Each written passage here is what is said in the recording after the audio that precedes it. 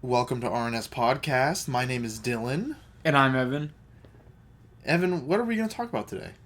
AI, artificial intelligence. AI, artificial intelligence. Intelligence. Intelligence. Is that how you say it? I don't know. Probably. Intelligente, I think? Yeah, probably. I don't know. It's for our Spanish viewers out there. Yeah, we gotta show some representation for you. Show some representation. This week we're going to talk about AI, but first, thank you for all the love and support. Oh, yes. We appreciate 142 subs now. 142 subs. Roger Rabbit has over 500. Yeah, it's 600 and something. 600, that's pretty good. And then the previous two have multiple thousands. That's pretty good. Hopefully we get to 1,000 on Roger Rabbit soon. Please leave a like on this video in particular. Please. And leave a comment, too. And leave a comment. We see you, Cass. Thank you. Thank you. Yeah, thank you. We appreciate that. But you, the other one listening, you leave a comment as well. Yeah, for real. Yeah. Before we talk about the movie, Evan, do you have any things to say? Was there any cool movies that we saw in theaters this week? No. Oh, then no. I'm going to see Bob's Burgers next week or something. There's going to be a No Way Home re-release. That's stupid. Which is going to be dope. I mean, it's awesome. Yeah, that's going to be cool. I don't know. It's been quiet, I guess. You are or are not going to see the new Jurassic World? I guess if Andy wants to go, I'll go with him. Oh, okay. But if he doesn't want to go and my grandma doesn't want to go, I'm not going. Okay. I did see both Jurassic Worlds and the original Jurassic Park in theaters with my grandma, so I might take her to see the new one.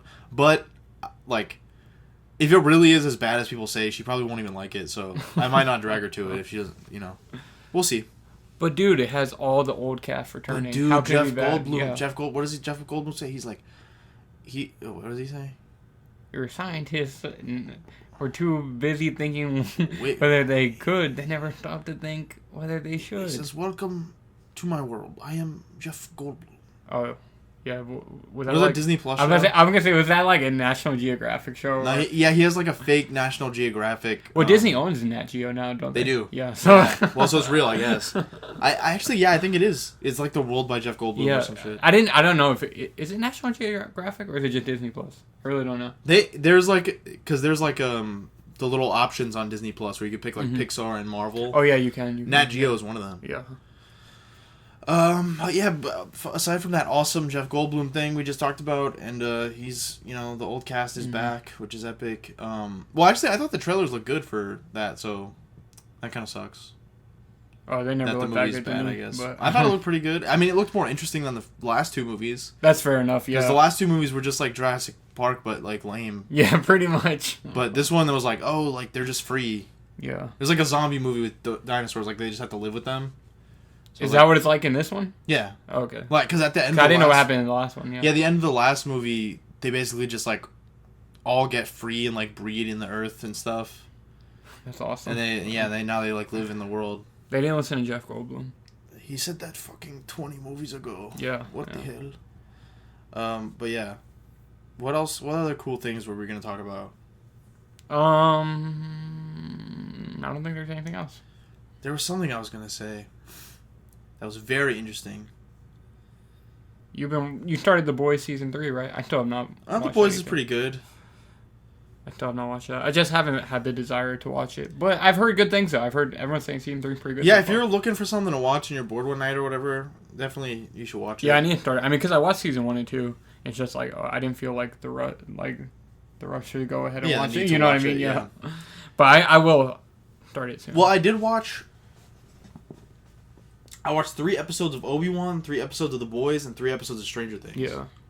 They all suck. Well, The Boys... Honestly, The Boys and Obi-Wan I kind of liked. They weren't anything fucking amazing, but they were entertaining. Stranger Things sucks, as always.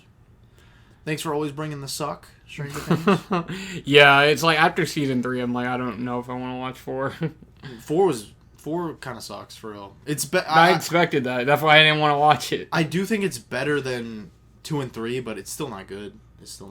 And I liked the 2. 3 was not good. But there's like some weird, like evil, gooey Dr. Manhattan guy. And is that like the main villain or whatever? Yeah, he's like the main villain or something. And everyone was like, "Oh, he's the best villain ever made." Like, no, he's fucking the best not. villain ever made. He's just like Venom. Have you ever heard of the Joker?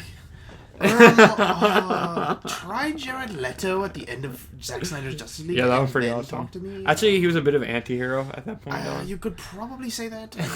Yeah, I mean, he's about as heroic as the Batman at that point. So speaking of Joker, we now have the Joker 2 announcement. Oh, the Joker 2. What is it? What is it? Whatever la do. Do a folly or something. Do a Foley. Can I have 2 tickets for Joker? Foley, I do. Foley, I do. I'm very excited for that. Yeah, it's gonna be awesome. Well, do you want to talk about that real quick? The speculation. Yeah. Is it 2 Jokers, or is it a Joker and a Harley Quinn, or is it a Joker and a Batman? Or is it Batman? I don't think it's gonna be Batman. I haven't seen much talking. I've only seen people saying it's 2 Jokers. I haven't really seen people talk about Harley or Batman. It's weird to me that nobody. Yeah, I was like, weird to me that nobody said Harley. And plus, like the little picture is red and black. Yeah, of the script or whatever. Which is like I think it was supposed to be the script. It was a script cover, right? Right. Yeah, I think so. Which is weird for that to even be colored at all. So that should also like draw your attention to being red. Yeah. And that's then, a good point. Like 2 are crazy is like the Latin translation. Yeah. I think it's Latin, right? Something like that. But either way, yeah, it says Harley to me. I'm guessing it's not Batman, though. Just because in that world, Bruce Wayne was a little kid in the last movie. Unless they did, like a 15-year... Yeah, 15-year at, like, the minimum. They have to set it in, like, the year 2000. Yeah. And, yeah. Because then he'll be, like, 28. So yeah. He'll be Batman by then, I guess. So... Yeah, cause I don't know how old he was in the last one. I was thinking he was, like, 10 or something. So I would be interested to see a Batman in that universe. Yeah, me too, I guess, but, I don't know. I wasn't really like, yeah, we need the sequel. I don't even like the first one, so. Yeah, I'm not huge on the first one either. I thought it was good, but it's like, it's a bit derivative. Oh, it's definitely derivative. Pushes up glasses, but that's fine, because, like, there's a lot of shit that's derivative that's good, but... Well, there's no new idea under the sun. You are correct, yeah. It's so, it being derivative didn't bother me that much. It's a little bit too much, you might say. A little too derivative, but whatever. That's not the end all, for me. But I just thought, like, my main problem with Joker is that it's, like, really boring. And I think it's pretty cringe also when it tries to be kind of deep, I guess you could say. Yeah, I think it's kind of like Donnie Darko is better, but it's kind of like Donnie Darko. Where I think it struck a chord with a lot of people because it's like, it was the first time they saw a movie that was, like, trying to be cerebral. Yeah. You know what I mean? I'm not going to shit on Donnie Darko. I think Donnie Darko is, like, way more nuanced than Joker, personally. We had that... We would talk about that before. It's like, oh, Donnie Darko is, like, baby's first indie movie. It's Joker kind of has that vibe a little bit, where it kind of introduced people to that type of movie. I guess so, yeah. It makes sense for, like... People who've only watched, like, fucking MCU movies their entire life. Yeah, they see, like, the breakdance movies and like superhero movies. Yeah, and, like the breakdance. Whatever thing people are talking about at the moment. And then like, oh, Joker. That one's called Joker. Yeah, I know the Joker. Call it a Folie à Deux. Well, I've heard of Folie à Deux. I'll see that. Yeah, when I saw the title, I actually had no idea it was Joker, and I just scrolled past it, and I was like, I don't fucking care. Oh, really? Like, you saw it in your new feed, and you were just... Yeah, I was like, what is that bullshit? I don't know. Like, so, because the caption was just like, holy fucking crap! Yeah. And I just, like, kept scrolling on Twitter. I was like, whatever.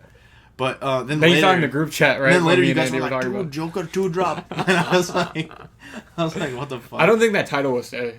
honestly, I don't think WB would let them. Yeah, that's what I'm saying. I don't think so. It's gonna be called like 2 Jokers. Because I know in the like all the announcements they're all saying, oh, it's the working title. Yeah. So I don't. That too. Yeah, I don't think it's gonna be the actual title. I agree. It'll be like 2 Jokers or some shit.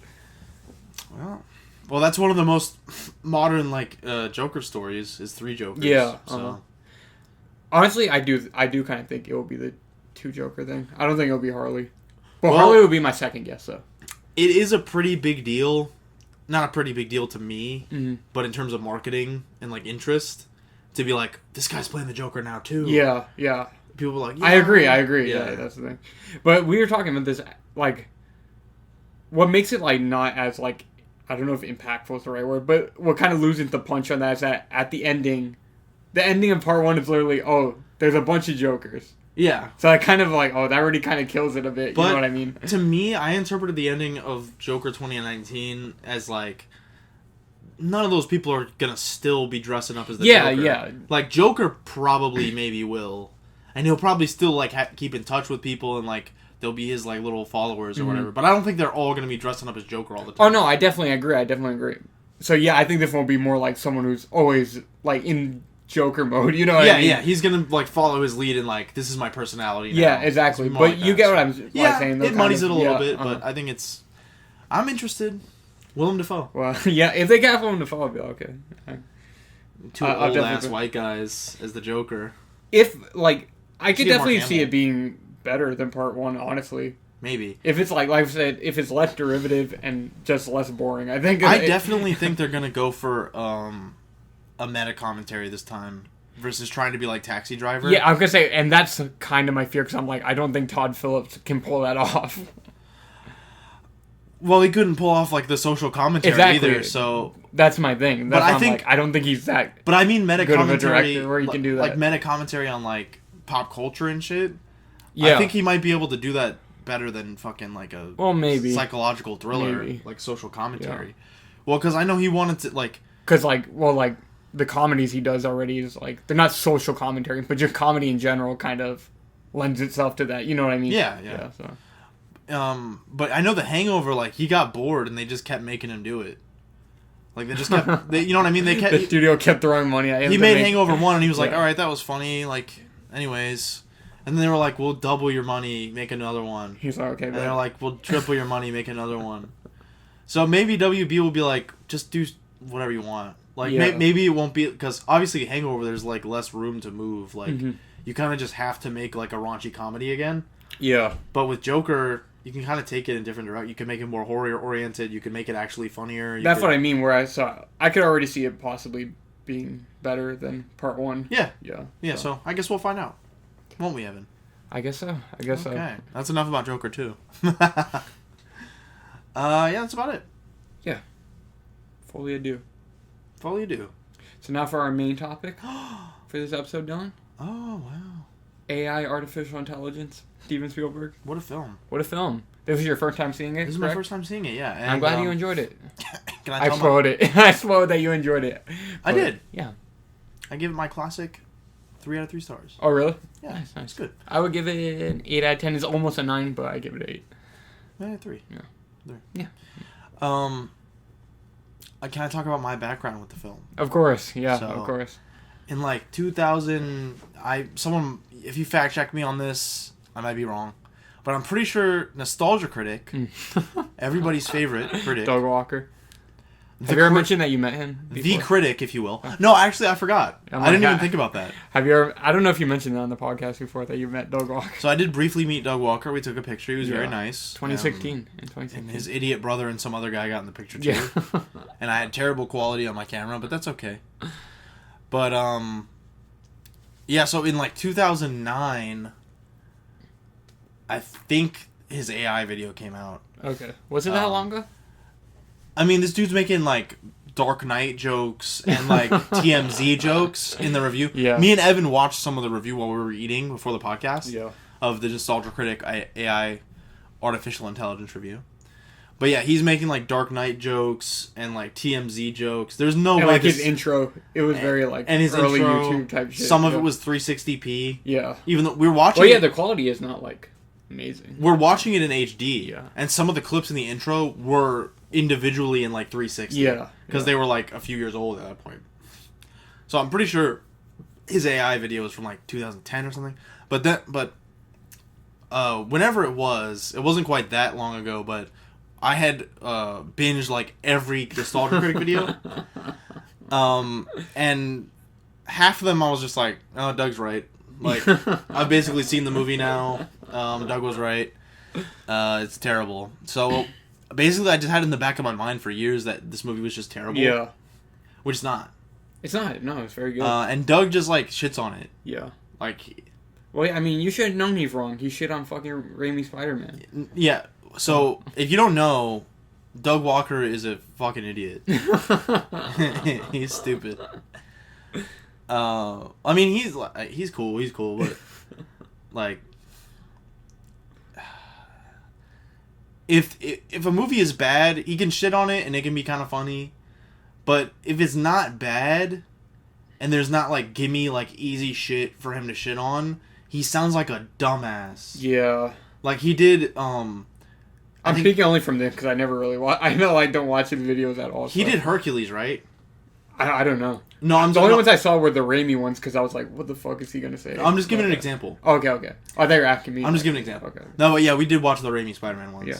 But he did the Hercules video, and at one part, like they do a parody of like Vegas, and he's like, oh, in Hercules? Yeah. They do a parody of Vegas in Hercules, and then when they get to that part, Nostalgia Critic is like what? Sorry. He's like, why are they? There's no Vegas back then. Why are they in Vegas? Yeah, it was like the Chris Rock thing in this video. It's like kind of similar. You know what I mean? It's because it's a joke, dude. Yeah. That's the reason. That's so stupid. But that's also like a. It's famous... like, oh, why is there like R&B in fucking Hercules? You know what I mean? Because it's like a meme. Like, it's a joke. Like not even me. That's autistic to say it's a meme, but it's a joke. And that became like a famous example too of him like not getting jokes in movies, like the Hercules thing. As he proceeded to do his hilarious sketches. No, that's one thing that was hilarious too that you said, like you were like, dude, I stole that from a tweet though. Did you? Yeah. Well, I'll give you credit. Well, see, we both had to walk back our Nostalgia Critic jokes that we took from someone else, but yeah, it was basically like, dude, you're really gonna have like these unfunny ass skits where you're calling the movie unfunny. Like, you should not be reviewing comedies. There's no way. That's like the worst thing for you to be reviewing. But anyways, yeah, the point is, I basically took the Nostalgia Critic's word as gospel. Because why wouldn't you? I was basically like, oh, I've seen the Nostalgia Critic episode. I don't need to watch the movie.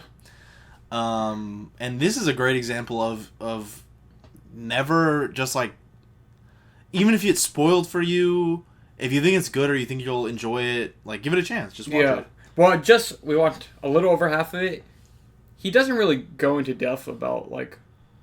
Because he's already, at the 75% mark in the movie up to where we watched. More than that. Yeah. More than 75%. And it's, over 2 hours long. Yeah, so movie. It's like... I don't know, he kind of missed a lot of shit. You know what I mean? A lot of it was just kind of nitpicking certain moments of the movie. Yeah, he tried to go hard on the Stanley Kubrick shit. Yeah. But he just missed every time. Yeah. Well, we can get into that a little bit. Before we do that, can I get into my background with this movie? Yeah. This movie, I saw it when I was very young.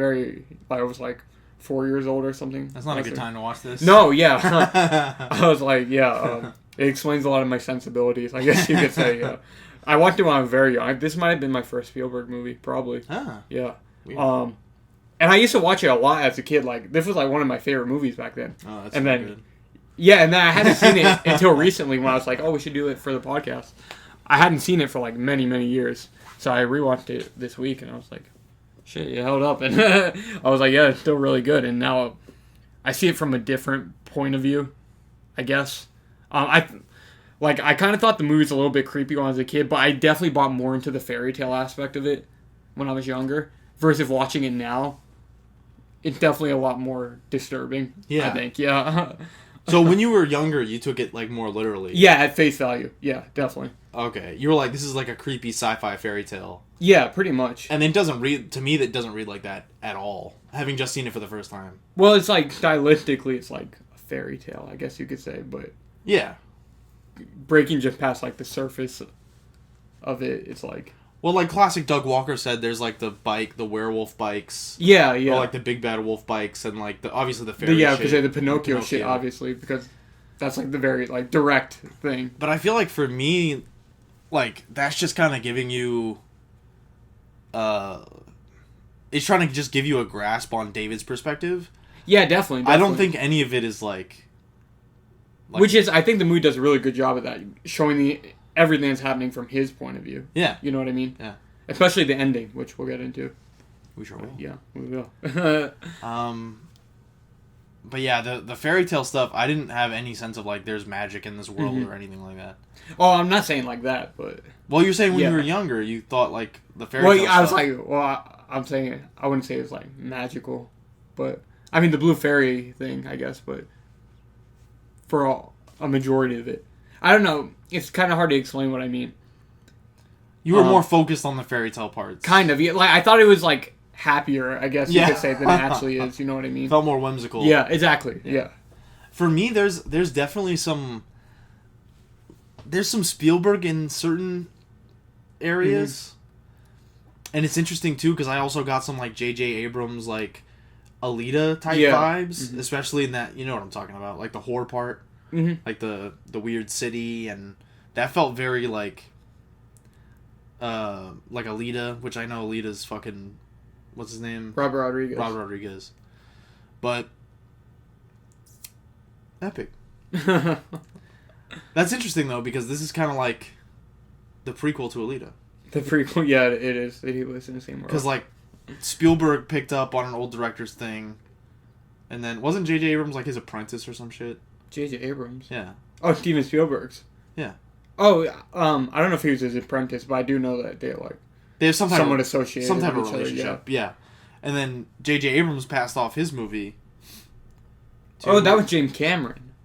James Cameron? Yeah, you're talking about. We have to start the whole episode. Yeah, I was like, I was wondering why you brought J.J. Abrams. I was like, okay, I was like, I'll see where you're going with this. We have to start the whole episode over.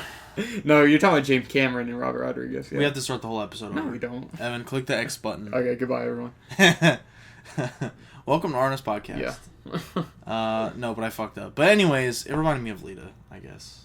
I guess the worlds are kind of similar. Yeah. Basically. And Dylan is right. Yeah. But I don't know. I guess my point is, ignore my knowledge on filmmakers and whatnot. But both start for the J, so whatever. I feel like it does a good job of like, there's that kind of coding of like like whimsical fairy tale shit, or like even just like a whimsical movie. Like there's like a slight like E.T. vibe or something like definitely. Over it. But underneath, it's, like, super dark. I feel like the whole movie is really dark. Yeah, I agree. And also, like Doug had mentioned in it also, in his video. Thank you, Doug. And what Stanley Kubrick liked about Spielberg that he wanted him to bring to this movie is there definitely the more of the, like, emotional weight.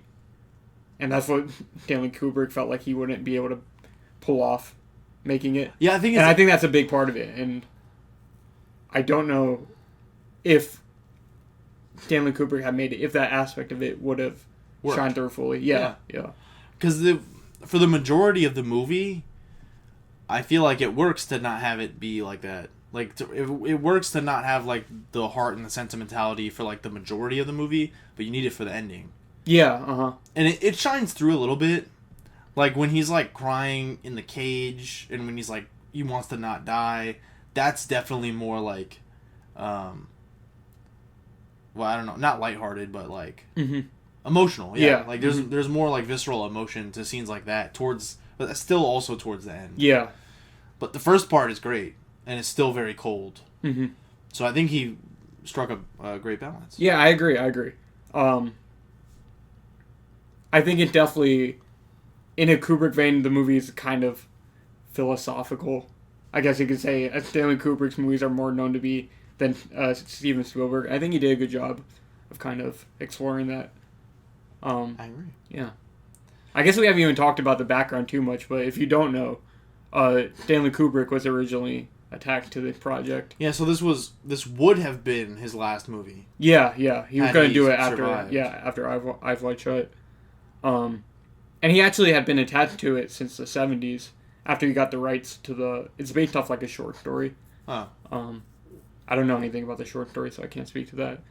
But I actually read it before. Oh, are you dead ass? No. I was like, oh shit. Oh, I thought you were gonna say like you read it in school or something. No. I was like, oh, tell me about it. I don't know anything about it. But yeah, and when he first originally started developing it, he felt like the technology wasn't like right at the time, which it wasn't. So he's like, oh, I'll hold off on this for a while. So he had just been kind of working on it little by little for years.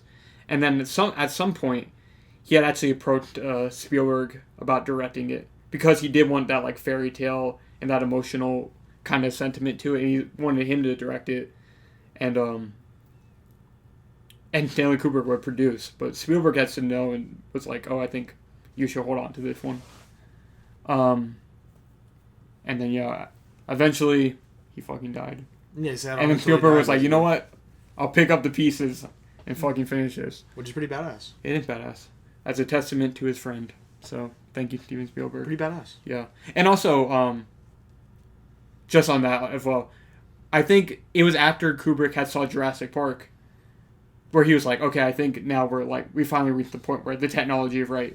It was after he saw because I guess when Jurassic Park came out, like 94, 95, at that point, it was probably like the best looking movie of its time. Best special effects. Yeah, for sure. Yeah. So I think he was like, I think in time. And fun fact, Dylan, I had mentioned it to you earlier. He actually tested like with the kid to play from Jurassic Park, the Timmy kid, to play David in this movie. Which I'm really happy did not happen because that kid is a terrible actor, in my opinion. Oh yeah, so Evan also today you watched Jurassic Park. Yeah, for the first time. I know I'm very late on. Crazy. Seeing Jurassic Park. You're very late. See, I was never a big dinosaur guy. This dude Evan said, yeah, I've seen Itchy the Killer 20 times, but I haven't seen fucking Roger Rabbit and Jurassic Park. Yeah, see exactly. It's like my childhood Steven Spielberg movie is fucking AI. That's like there's something wrong. That says something for real. That is deadass. I was like that. Like it speaks to my sensibilities, kind of. I think. Because me and Andy were like, oh yeah, Jurassic Park is awesome, and you were like, dude, let's visit my childhood movie AI, artificial intelligence. I don't know what to say about that, but it is a thing. That is fun and interesting though. That was an interesting little thing. But it's finally under the belt, so I watched it. It was a fun time. But yeah, he tested the kid from that, and I was gonna say, yeah, definitely those two actors. No, they're not good. Well, you can't, you can't fault them too much. They're children. Yeah, of course. And legally, they should not be working. But that's thanks Hollywood. They got paid handsomely. I'm sure their parents did. But and I think Haley Joel Osment. So is it like I really think he's like was at least a phenomenal actor. Well, just real quick, I wanted to say that the kids. Those two kids, God rest their souls. Like I don't. God rest their souls. I don't blame them. They're no longer with us. I don't blame them too much, but they are terrible. They're the worst part of that movie. Yeah, definitely. If those two actors were better, that would be like a perfect movie. Yeah, they're like the only downside. I was gonna say, and what makes it worse is that they're the ones who are like most actively being tortured throughout the whole thing. You know what I mean? And that makes it worse. They're good in that one attack scene on the bridge. Like the T-Rex scene? They're good at That's that. the best part of the whole movie. They probably got hired off of like how good can you scream? Yeah. And like how long can you scream for? Yeah, for real. How many takes can you do screaming? But back to AI, Evan. Oh, yes. So like you were saying, Haley Joel Osment, great actor. Yeah, seriously. Great actor in this movie. I've always been attached to Haley Joel Osment. Big Kingdom Hearts fan, so he voiced Sora his whole career. I don't. That's kind of cringe, but I just had to mention. I'm like, I have some personal attachment to Haley Joel Osment. You're actually kind of a big fan. Yeah. He's Sora. He is Sora. He's been Sora since. What is Sora's last name? You don't got one. Keychain. Yeah, Sora Keychain. Yeah, something like that. Sora Mickey Donald Goofy. Yeah, Sora Disney. I think it's Disney. Yeah. Sora Walter. Enough riffing about Sora's last name. Yeah. That's a weird thing. I was going to say, like, do they ever actually say the word Disney in Kingdom Hearts? But they do. Really? Yeah, because, like, Mickey's castle at Disney Castle. What the fuck? No, I was like, do they ever say it? But yeah, they do. That's weird. Yeah. It's weird that they say Disney? Yeah, because it's like, who do they think that is? Oh, good question. Who knows? It's just a word. Maybe he was just the architect in that world, like, of the castle. I don't know. They should go to fucking, like, who makes Final Fantasy? I don't know the name of the original creator of Final Fantasy. But his name's, like, Fujihara or some shit. But, I don't know. Yeah, they should go to, like, Fujihara Castle in the next Final Fantasy. I agree. They should be like, yeah, he built this brick by brick. It'd be awesome. But anyways, Haley Joel Osment is goated with the sauce. He's a great actor in this movie. Yeah, he really is. And that's good because he is the main character. Yeah, and also I feel like, another fun fact, Stanley Kubrick, he actually originally wanted the character to be completely CGI because he felt like no child actor would be able to pull off the role. Oh. So yeah, that's... Is that part of why like he wanted to wait for the effects? Yeah, for that reason too, yeah. But really, he was waiting for the effect to be born. Kind of, yeah. Like, deadass, he wanted, like, David to be fully CGI. Yeah. Because he was like, he had said that he didn't think a child actor could be able to pull off the role. But there you go, Haley Joel Osment. Yeah. He did an amazing fucking job because it's like when an actor is playing an actor. Mm-hmm. You know what I mean? Yeah, yeah. Like, you're acting like a robot, but through that you have to also act like they have a soul. Yes, I know exactly what you mean. Very impressive. Yeah, Very impressive. It's sad to see he never really had much of a career as an adult. He's in some stuff. He's in The Boys. Yeah, he was in The Boys, yeah. And that was a funny role. But I think he's never had, like, a really weighty role in, like, movies. Yeah, they should let him be, like, a leading man or something. Yeah, but... There's no way he's not a good actor no more. No, I'm not saying he is. No, I'm not saying you are either. Oh, yeah. But I'm saying, like, cast this dude. Yeah, but that's kind of the whole thing with, like, child actors. You know what I mean? That's just what fucking happens. And it's like, when you look at him, it's like, can you not see him as a... You know what I mean? He'll always have that, like... He'll always be the Sixth Sense kid. You know what I mean? Yeah, that's true. But, I don't know. If fucking Macaulay Culkin can do it, he can do it. Oh, wait. I'm like, no, he had probably less of a career Macaulay than Culkin. Yeah. Macaulay Culkin didn't do it. Yeah. He didn't. If Christian Bale can do it. He's a child actor? Yeah, he was in a Spielberg movie. What was it called? Empire of the Sun or whatever? As a young boy? Yeah. That's how he started out. And he was in a Spielberg movie, I thought. Most impressive. But there you go. If Christian Bale can do it, why not Haley Joel Osment? But in fairness, I don't think Christian Bale was not as famous as a child actor as Haley Joel Osment. Because, like, Haley Joel Osment was, like, nominated for an Academy Award and everything for Sixth Sense. Yeah, he was in, like, the biggest movie of all time. Yeah, so. Yeah, basically. And I see some people say that he was actually snubbed for this. Maybe. Yeah. Because at the time this movie came out, it was... What won? No, he wasn't nominated at all. Oh, that's saying, the snub, yeah. Oh, shit. That's what I'm saying. I'd be curious who won. I don't know. So, was it lead actor? What do you mean? Is that what people were saying he should have been nominated for, lead actor? Yeah. But people say that, like, in hindsight now. Because at the time this movie came out, it was pretty mixed. Yeah. And divided. A lot of it because of the Stanley Kubrick thing. People are like, oh, Spielberg fucked up his fucking vision. Again, there's a big thing about the ending, again, which we'll get into, where people shit on Spielberg about. But yeah, and it turns out it's not true at all. So we can talk about it. There's some intrigue. Yeah, we can talk about some intrigue. We'll get into it. But are you ready to talk about the actual movie? Yeah. This movie, Evan, we haven't even really talked about the plot. Yeah, we haven't. Not really, but... Do you want to sum it up for us? I'll sum it up really concisely, Evan. So, this movie is about a robot boy who wants to be real. Pretty much. Oh. It's a modern Pinocchio, you might say. Well, more specifically, Evan, it's about a company, and they have the idea that they say, let's make children robots that are the most sentient so far of all robots. Yeah, specifically they say they know how to love. Yeah, let's make a child robot that knows how to love. So that's kind of like two firsts. Yeah, in a way. Because I think that we mentioned this. I don't think they did children robots at all in this world. Yeah, I don't think. Yeah. I don't think so.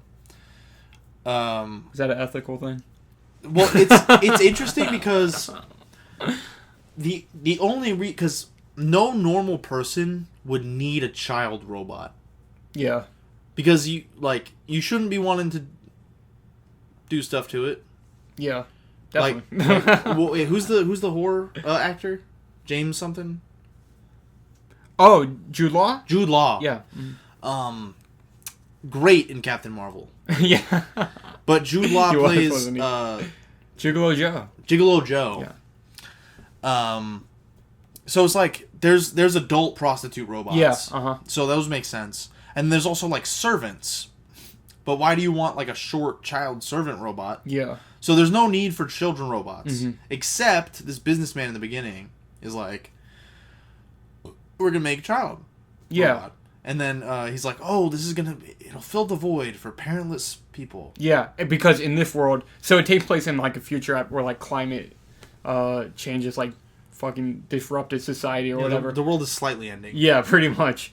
And it's like, they mentioned at the beginning, it's kind of understated, I guess you could say. It's not like they don't mention it very much, but adults need licenses to even have children in this world. Oh, is that right? Yeah, Oh, I didn't really even notice that. Yeah, they mentioned it at the beginning. Like I said, it's not like a big thing that they really harp on too much in it, but yeah, in this world you have to have a license to have a So child. that would fill a need. Yeah, for sure. Yeah, so that was kind of the idea. Interesting. Yeah.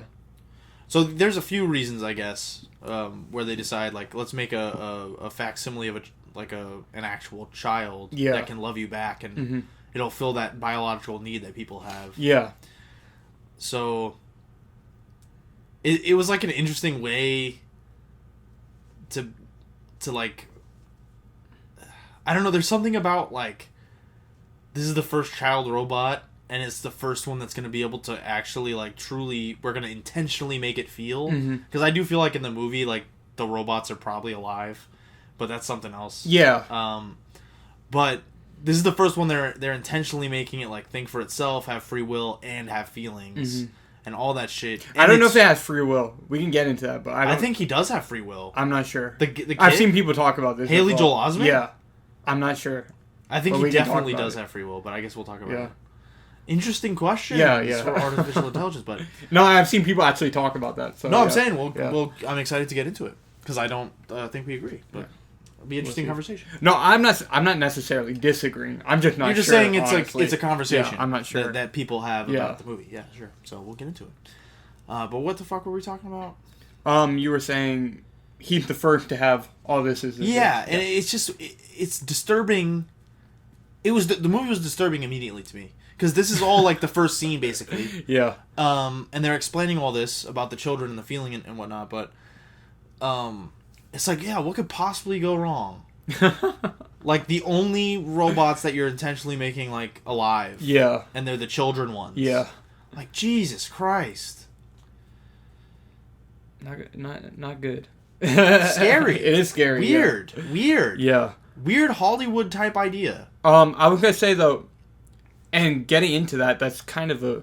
Well, let's talk about Henry and Monica. That's her name, right? Yeah, Henry and Monica. The first. couple. Yeah, so they're the first one to even get like the first version of David or whatever. Yeah, basically the company is like they're kind of finished with it. Yeah. But they're like, we want the first version of this child robot. We want to give it to an in-company person or a couple. Yeah, I think they're like, I don't know how they had found them, but they were looking at couples as like potential. They picked them because their kid was in the hospital. Yeah, And so I was wondering too, was there like an accident and like one of the kids died and one of them lived but he was in the hospital? No, they never say what it is, but their kid has some kind of sickness. But there was pictures of a kid that looked like Haley Joel Osment. Yeah, that's what's the actor's name? We were just talking about him. Thunderbolt Ross. William Hurt. Yeah, is William Hurt's son. Which you find out later, he modeled David after his own son, who had passed away. That's what I thought. Yeah. No, so that's what confused me is because they're like, oh no, our son is back now. And then they never really talk about the original David that much. Well, yeah, because they don't have any relation to the original David. Oh. Yeah. Okay, because the way... They didn't know that. Okay, so William Hurt is not the dad. He's the scientist guy. Yeah. But, so what confused me was how strongly the mother reacted. Because I was like, that has to be like her dead son's face. But no. Oh, no. I think she was just shocked by seeing a fucking child. How realistic the child robot was and everything. And also, like we said, it's like the first kid robot. Yeah, okay, so that did confuse me a little bit. A little bit, Evan. But there you go. Yeah, so they're grieving, I guess. Because I think at this point, they kind of say he's been... So, in this world or whatever, it's like, oh, people who are sick, they can just freeze them. Yeah. And I think, they say exactly how many years, but I forgot. He's been frozen as a kid for like a few years or whatever. I think they're waiting until like they can develop a cure for whatever. Their cripple son. Yeah, Yeah. Whatever disease he has. Because they never say, because I guess it doesn't matter. He's just sick, that's all you need to know. Yeah, it's just like he's not there right now. Yeah. So they need a robot son. Yeah, pretty much. Yeah. And I think they kind of mentioned that it's like, oh, it's assumed that he's probably gonna die. Yeah. Yeah. But then he pulls through. Yeah, miraculously. Wonderful. But anyways, yeah, so they get David. And this is something I think that I had thought about when I was watching it. It's a kind of a theme in this movie, kind of, that I haven't seen many people talk about, is the reason people have children. Yeah. And it's kind of selfish. Yeah. For David, at least, I mean, when they have David, it kind of just to fill that void. Well, I don't know that it's selfish because it's an interesting. It is interesting though, but it's. I don't think it's inherently selfish. Cool, because there's. I was actually thinking about this the other day. I don't remember why. But, I was thinking about. Guess what I was thinking about? Mm-hmm. Great show, Better Call Saul. Better Call Saul. So I've been watching a ton of because I'm waiting for that season 6. I'm waiting the second half, right? I'm waiting for the second half to come back in July. So I've been watching a lot of Better Call Saul YouTube videos. I got something spoiled for me from Better Call Saul. That sucks. Yeah. What was it? It was from a meme. I don't know what it was. Some dude gets shot in the head. Oh, damn. That sucks. You know what I'm talking about? I don't know who it is. That sucks because that's a really good moment. Yeah. But that's, well... I wasn't even expecting that, though, because, I haven't watched it, but I thought Better Call Saul was, like, more of a comedy. That's why it's... Bad. Well, it's not... It's a dramedy, but it's like Better Call Saul... It's not as heavy as Breaking Bad. I don't want to get too much into it, but yeah, but basically, there's not a lot of violence. Okay, yeah. So that moment was particularly shocking. Okay. So it wasn't... I wish you didn't see that. That sucks, but... the reason I bring up Better Call Saul in relation, Evan, to artificial intelligence is because... Okay, I want to get back on track. I apologize. Better Call Saul conversation, but...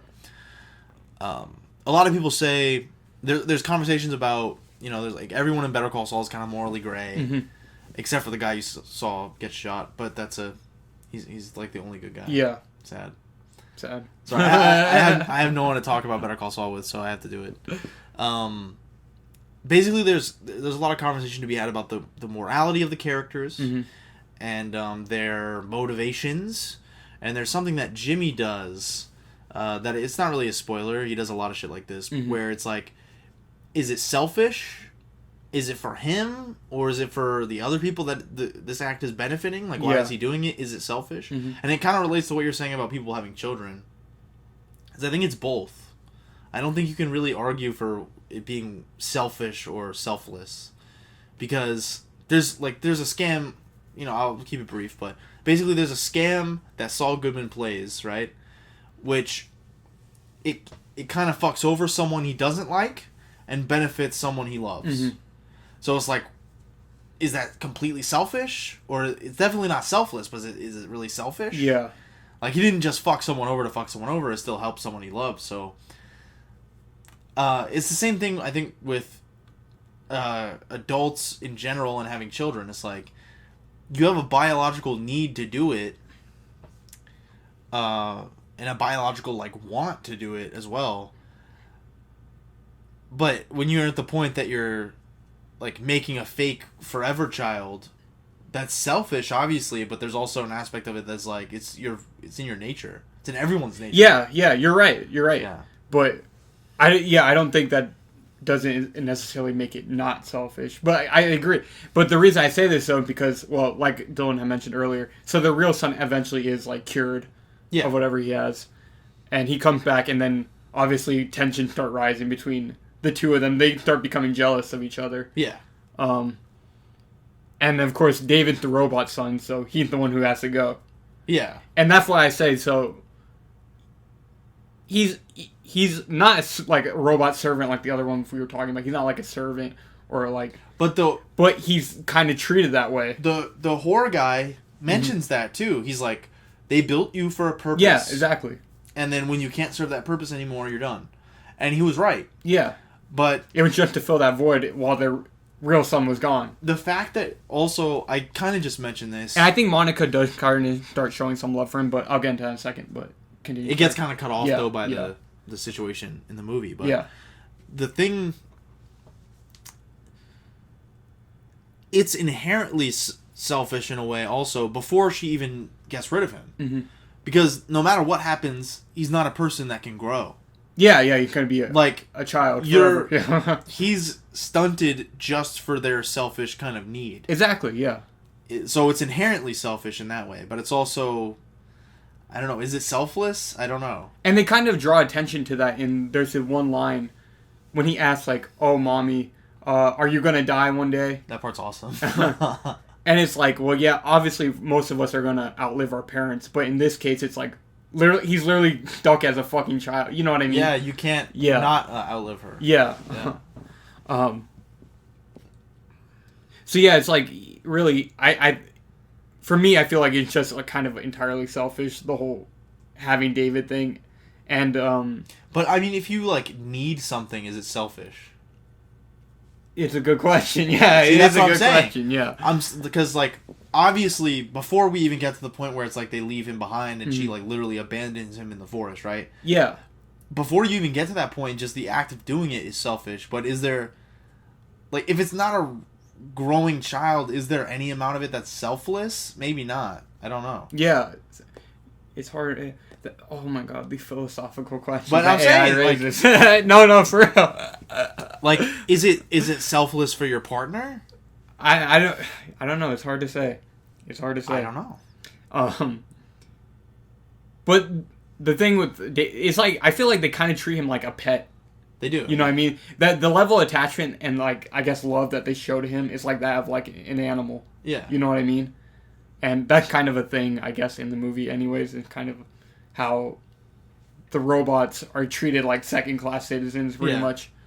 I guess there's other you can make I guess like race distinctions. I kind of like that this movie. I don't know if distinction's the right word. Connections. I don't know. I kind of like that this movie doesn't lean into that too much.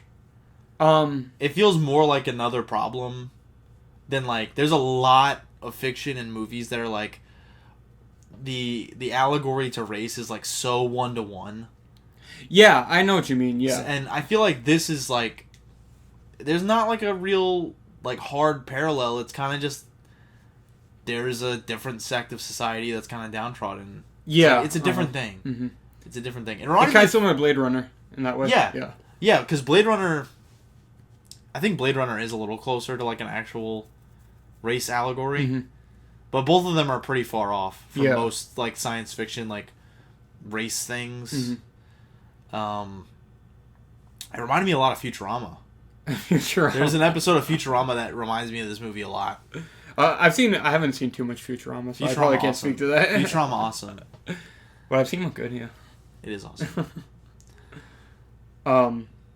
But yeah, so I'm just saying that I guess that's like when you're talking about that, I guess that's just a connection you can bring up, I guess. It's definitely interesting. Yeah. Definitely interesting. Yeah, that's one thing Nostalgia Critic said, God rest his soul, where he was basically saying like, this movie raises so many questions, but it doesn't do anything. Like, yes, it does, dude. Yeah. Like, it's not supposed to tell you. That's... It's not supposed to tell you, like, yes, they're... I think that's what he prefers. Yeah, he just wants to be told, like, verbatim what everything means. Like, I don't know.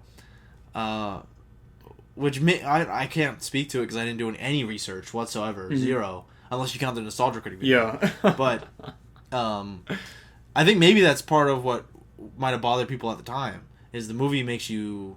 Or not makes you. The movie invites you to ask questions versus, like... give you answers. Yeah. Or like... And that's what I always prefer, personally. I like that.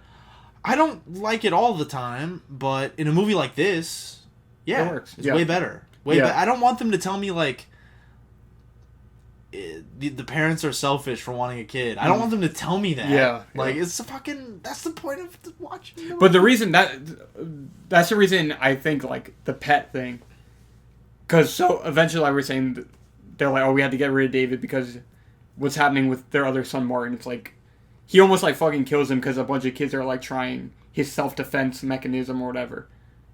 And he just grabs somebody he knows to protect him. It's not really something that I could see a real kid doing that, though. Yeah, me too. Like, maybe not holding him in the fucking pool. But it's just, like... That's where his robotic instinct comes in. Well, I could see him holding him in the pool, but the thing is, like, he weighs, like, 1,000 pounds or something, I guess, so he sinks to the bottom of the pool. And he also has the grip. And probably has a stronger grip. Yeah, he's a kung fu grip. Yeah. Yeah, not unlike Buzz Lightyear. Yeah. But I agree with that, yeah. It is childlike. And also the jealousy thing. That's, like, a very childlike thing. There's a scene with the spinach, which is really creepy. Oh, God. Because David's not supposed to eat, but there's one point where it's like, oh, Martin's eating the food, and he starts, like, sticking his tongue out at him. And he wants to be closer to, like, a real kid, so he starts eating it. That's the part where I was like, he's real.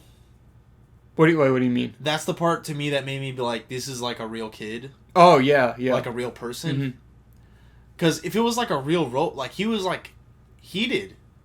Yeah. Like, he was emotional. Yeah, I'm going to say, throughout the movie, because he's like programmed to love, but you see, obviously, he starts developing other human emotions. Because, like, obviously, you can fake certain emotions, like, not that it's easy, because like, I'm not out here making robots, you know, but it's easy to fake, like, haha, like, that's funny, or, like, whatever, but, like, could you really, like, fake, like, program in, like, getting jealous about someone being, like, real? Yeah. And, like, eating food? And that's another reason I think he has free will. And there's but I'm going to say, I think there may be a reason for that. That goes against the free will thing. But continue. Yeah, I'll get into that a little bit later. Okay, well, I just, I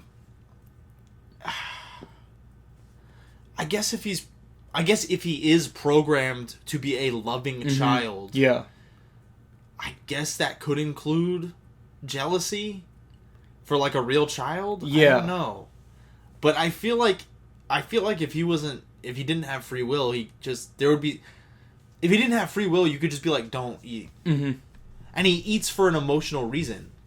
Yeah, you know what I mean. So I don't know. Yeah, I agree with what you're saying. But I think there may be it might not be well. Can I just skip ahead? Doesn't matter. Let's talk about it. Just keep talking about it. I think what David is programmed with may not necessarily be a healthy version of what love is. I don't think it's healthy, but I think it could be real still. Yeah, but the reason I say this is because I think whatever kind of love he programmed with is a very obsessive, not healthy kind of love. And the reason I had thought about this when I was watching the movie is, well, David is literally like programmed, he's built and designed after this guy's dead son. So it's like, I feel like that concept of love is like, that he programmed with, is one that's like, not willing to move on. You know what I mean? I don't know if that makes sense, what I'm saying, but it's like, it's not a healthy form of love. It's like, it's an obsessive version, I guess, you know what I mean? Yeah, like the version of love came from the mind of someone that was like, couldn't let go. Yeah, exactly. Yeah. And that's what we see is happening with David throughout the entire movie. And that's why I say I don't know if he really does have free will or not. Because I think he's programmed to love whoever, whoever the parent will be. And in this case, it's Monica. And he literally just can't lose sight of that. And that's why I say I don't know if he has free will or not. Because they do say in the beginning... Because it's something he just literally cannot let go of. They do say in the beginning, too, like, once he imprints on you, he imprints on you forever. Yeah, exactly. But that's the thing also in nature... You know what I mean? Like, obviously, I'm not... Yeah, that is true, too. Like, once you, as, like a bear cub or a human child, like, once you imprint on your mother as a child, that, like, affects your development, your growth, and obviously if you are raised by someone or something, or, like, if you're a bear or whatever, they stick with you forever. Yeah. Like, it's not... Maybe...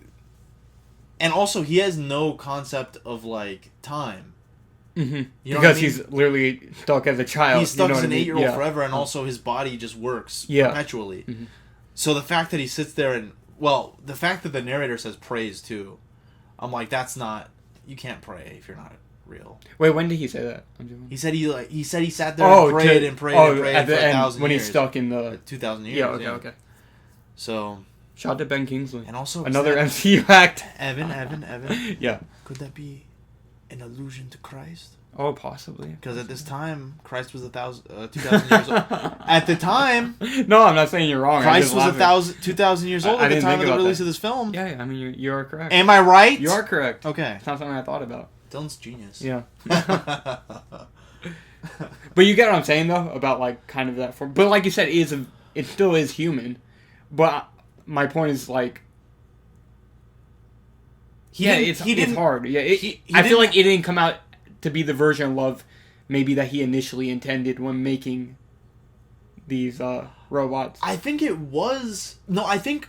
Or maybe he didn't foresee like a complicated situation like David ends up in. You know what I mean? Well, I think that's part of it too. Is like at the beginning of the movie, they're like, okay, let's make a real guy, right? So he's like, let's make a real guy, but also like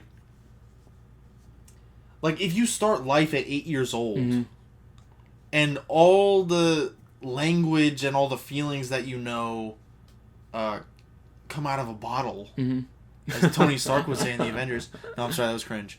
But if all your emotions and thoughts and feelings come pre-packaged, and then that's all you have to work off of, you could still be sentient in a way. Yeah. Even though you have kind of a pre-packaged set of ideas.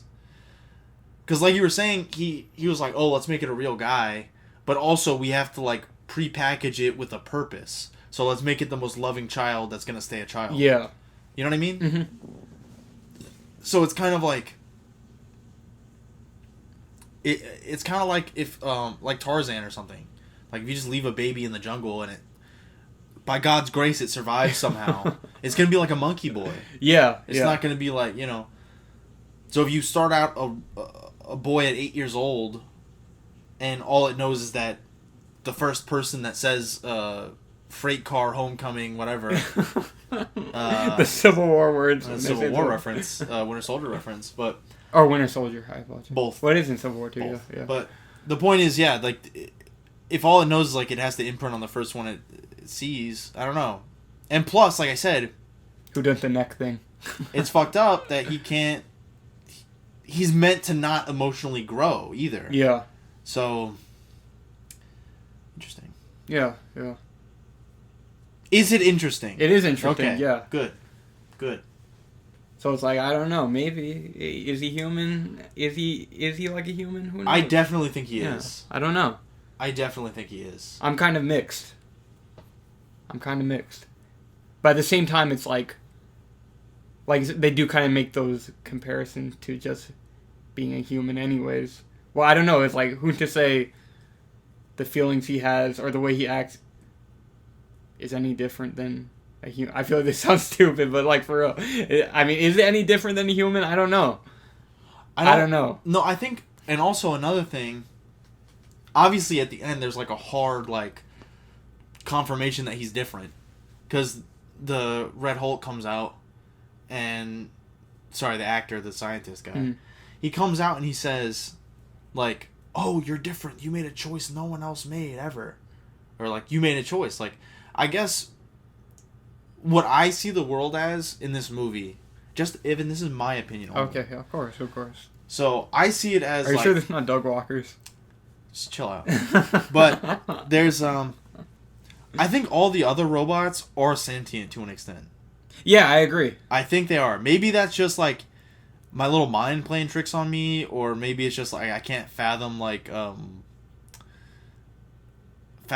high end AI that's not a lot. Maybe I can't fathom that. I feel like some of the other robots in this movie, and maybe this isn't because they weren't programmed to have emotion, they just learned it themselves. I feel like a lot of the other robots in this movie are actually more compassionate than David is. But like, I think Joe is like a very good example of that, which we haven't really talked about Joe too much, but we can get into him. Yeah. Long movie. And Teddy also. Teddy is, and we haven't talked about Teddy either. Yeah. Teddy's a great character. And I think Teddy is a good example of kind of showing how that like classism or whatever you want to call it even extends into the robot world. Yeah. Because then, so it's like, oh, you have the humans, robots, and then you have what's even like lower in the robot tier. You know what I mean? Yeah, because he's like... Because then it's like, well, if you want to treat David like a human, then why not Teddy at the same time? You know what I mean? Yeah. That's kind of a thing. So Teddy is like, for if you don't know, if you haven't seen this movie, which just fucking watch the movie. But Teddy is like David's, like, I guess it's Jiminy Cricket. If you want to make the Pinocchio comparison. Yeah, he's a bit Jiminy Cricket-y. Yeah, he's like his animal sidekick. And Evan, he winds up under the ocean. Yeah. And there's like a whale or something. And there's a bunch of fish. I've never seen or read Pinocchio, so... I know there's a whale part, though. There is, yeah. Mantra. I know from Aquaman. I know from Kingdom Hearts. But yeah, Teddy's like his companion. I guess. Sure is. Yeah. Who follows him around. He's if you haven't guessed, he's a fucking robot teddy bear. Yeah. But yeah, Teddy is fucking really cool. Yeah, but it's like, well, they didn't have to be programmed to love. They kind of learned it, like Joe and Teddy. And I guess, well, maybe that kind of brings up a nature versus nurture kind of issue as well. Yeah. Well, there's something interesting too. Okay, so what I was saying though, I'm sorry we got sidetracked. Mm-hmm. Basically, I think David is like the first AI that doesn't have like hard walls. Like not most of them. I think all of them except David, like they literally could not kill someone and they couldn't kill themselves and they can't save their own life. Mm-hmm. Maybe they can save their own life if it doesn't affect anyone else. Like if there's like lava pouring into their house, they'll like get out of the way. Yeah. But they won't kill someone to save themselves. They won't like hurt anyone or ruin any amount of property to save themselves. Like they'll just let themselves die. Like that woman just smiles at David while she's dying. Yeah, and Joe didn't seem like he was like phased at all by the fact that he was about to die. Yeah, he was just standing there. But he does like do some self-preservation by removing his like when he gets framed for murder, right? So the gigolo, there's a whore, a male whore. If you need me to specify, we prefer gigolo. And he goes on the run. Yeah, like he's framed for murder, and he's like, well, shit.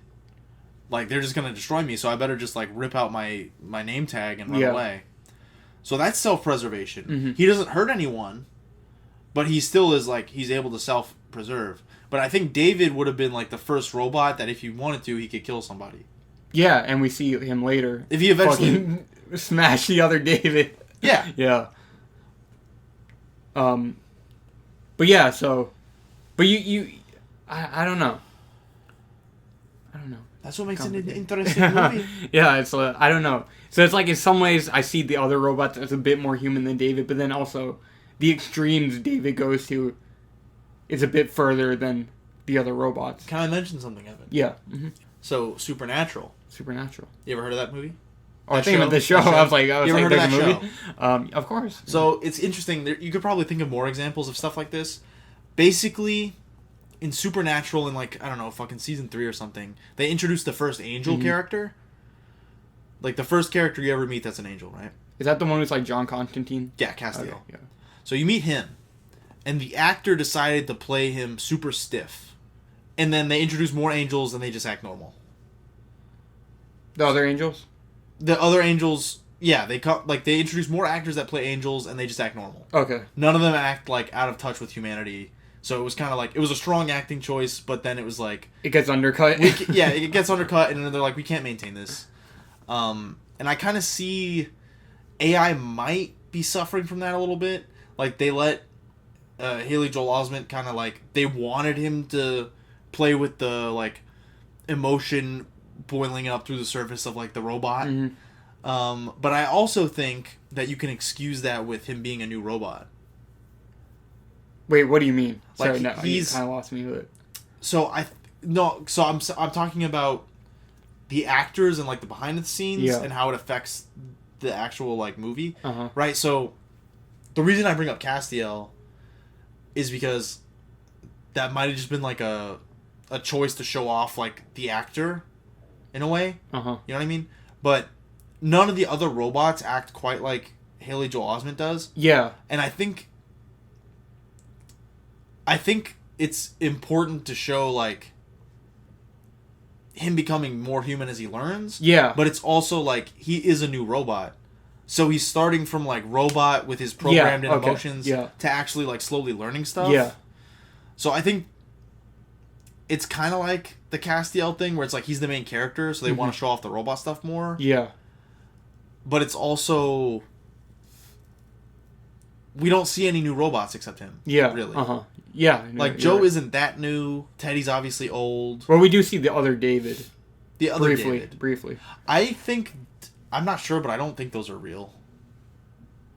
Why? I don't think those are as real as David is. Because they're like prototypes.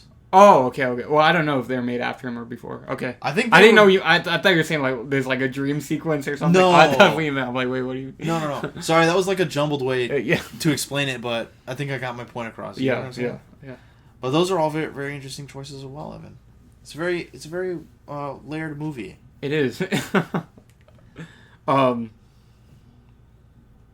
guess. Well, do you want to talk about the Flesh Fair? Yeah. Because we kind of mentioned what happened to David, and we brought up Joe.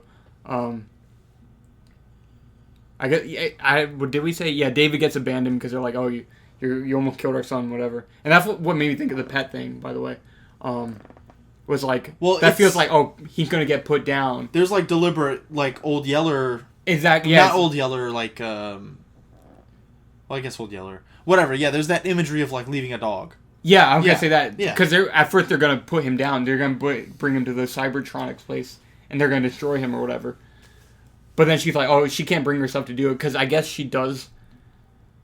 She does have some love for him. Yeah. I guess, and she can't bring herself to do it. Rightly or wrong, like you mentioned before we even started recording, it's like, oh, maybe it would have been better just to fucking kill him. But yeah, she can't bring herself to do it, so she's like abandoning a dog in the woods. Yeah. And then they eventually, like Dylan mentioned, there's Gigolo Joe, who is awesome Gigolo robot. Obviously, he gets framed for murder by a jealous husband. I thought it was really funny the way he reacts. He's like, oh, that's not good. Yeah. Like, it's kind of like what you're saying, though. It's like they don't have, like, the extreme reactions that, like, David has. Yeah. Yeah. Because, he gets very... And I think that's an interesting choice, too, which makes me feel... So, the reason I brought up Castiel again is because there's an element of, I was like, is it deliberate? Mm-hmm. Or was it just, like, he's the main actor, so he gets to have the stronger... acting choices. I think it's because of the programming. But whatever. I think it is kind of like a deliberate growth. Yeah. Yeah. Well, I don't know if I'd say growth. I think it's, like I said, because I don't necessarily think the love he is programmed with is something that's, like, healthy. So I think it's like, the things like jealousy and anger just kind of naturally come along with it. Yeah. If that makes sense. But I think there's also an element of, like, and that's why I think the emotions like that Teddy and Joe have are more real, because I think it's something they kind of learned. Whereas with David, he's more real because he's programmed, but at the same time it's less real because does that make sense? No, I know what you mean, but I'm saying in the movie we get to see him learn. Yeah, like that's what I'm saying. Is it learning? I don't know. Well, that's what artificial intelligence is, though. Yeah. You know, it's like a machine that can learn. Yeah. So, I think, epic.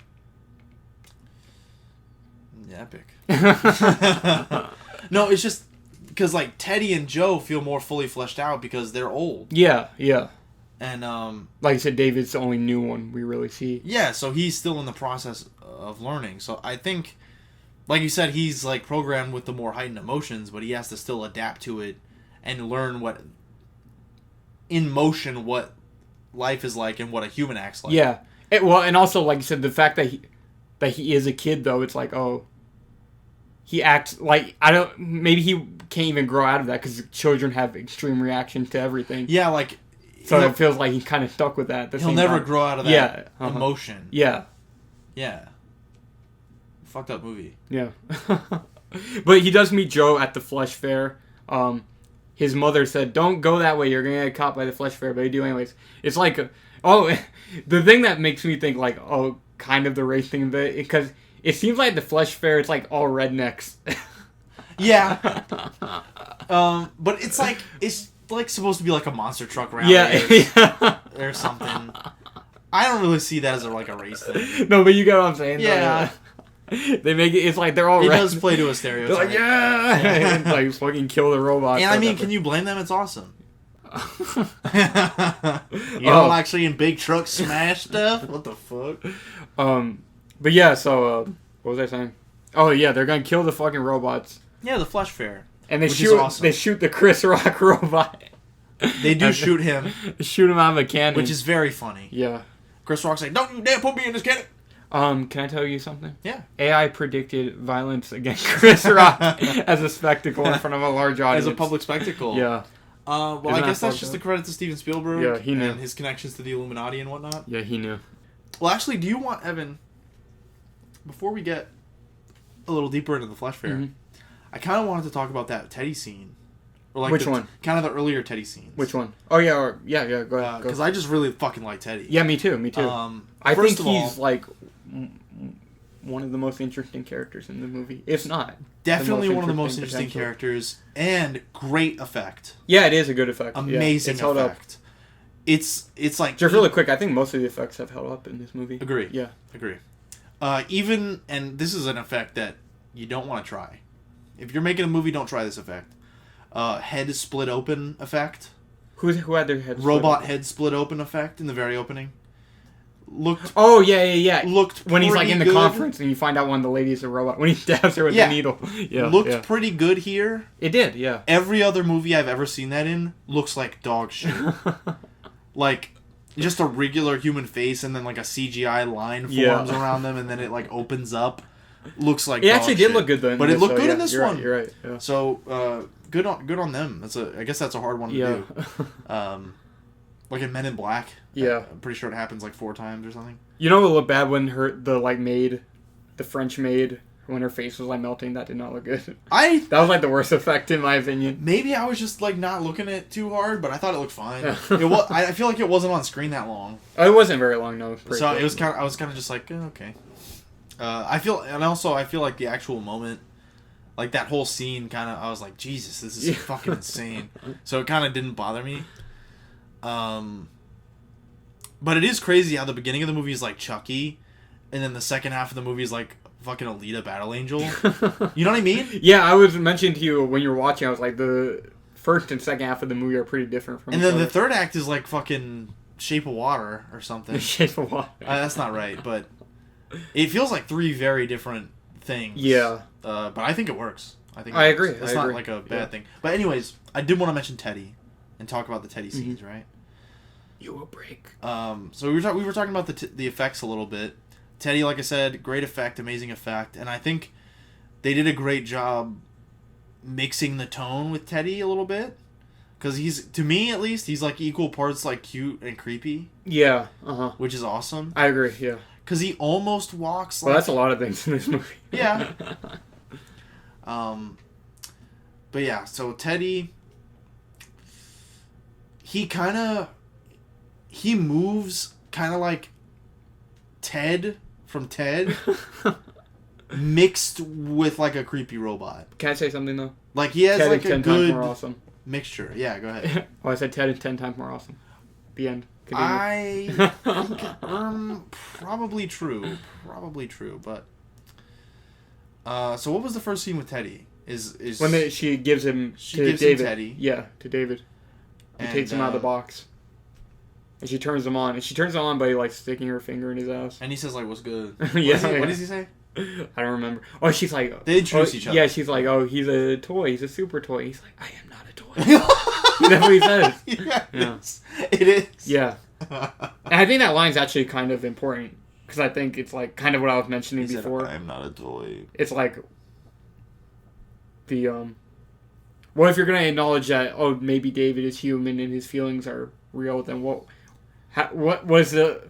How deep does that go? not... Yeah, does that not extend to Teddy as well? And you know what's interesting, Evan? Yeah. That kind of that reminds me of a real world thought that I have sometimes about animals. I agree. I agree. Interesting. And that's definitely a thing, probably, yeah. Interesting. Just because he doesn't look like a human. Is that... well, obviously he's fucking sentient, so... Yeah, because, dude, Teddy is so good. Okay, let's get into Teddy a little more. So the next great Teddy part is... Because, okay, so David asks, oh, like, how long do you live? Right? Mm-hmm. And then she gives him Teddy. And then he asks Teddy, is 50 years a long time? And he says, I don't know, right? No, Teddy says, like, I don't think so. Oh, he said, yeah, that's what he said. So it's, like, slightly more negative. Yeah. Which is fucking awesome. That part is crazy. That's kind of the moment where I was like, this movie is not what I thought. Oh my god. Because it's like, you can't go back from that. Yeah. Because, yeah, the mom is like, oh, I'll live for another 50 years. Yeah, yeah. And then, yeah, he's like, oh, is that a long time? He's like, I don't think so. Well, like you said, they're fucking robots, so it's like, they don't really have, like... But I think David probably has an even more fucked concept of time. Yeah. Because of the whole stuck in childhood thing. And I think most robots are like programmed to accept death.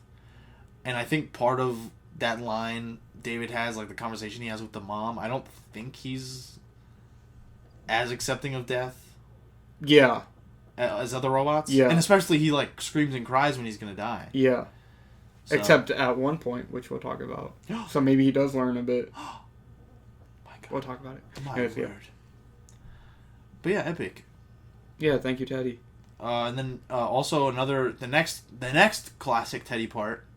When Teddy's on screen, he doesn't miss. He doesn't. The Teddy scenes are really good. He doesn't miss. Do you know who voices Teddy? I'm not sure. I don't think he's anybody like more famous. But yeah, maybe it's he like, might be. I don't know. Yeah, it's probably fucking Steven Spielberg. There's a we should put in the actually our links are bad for the algorithm. Yes.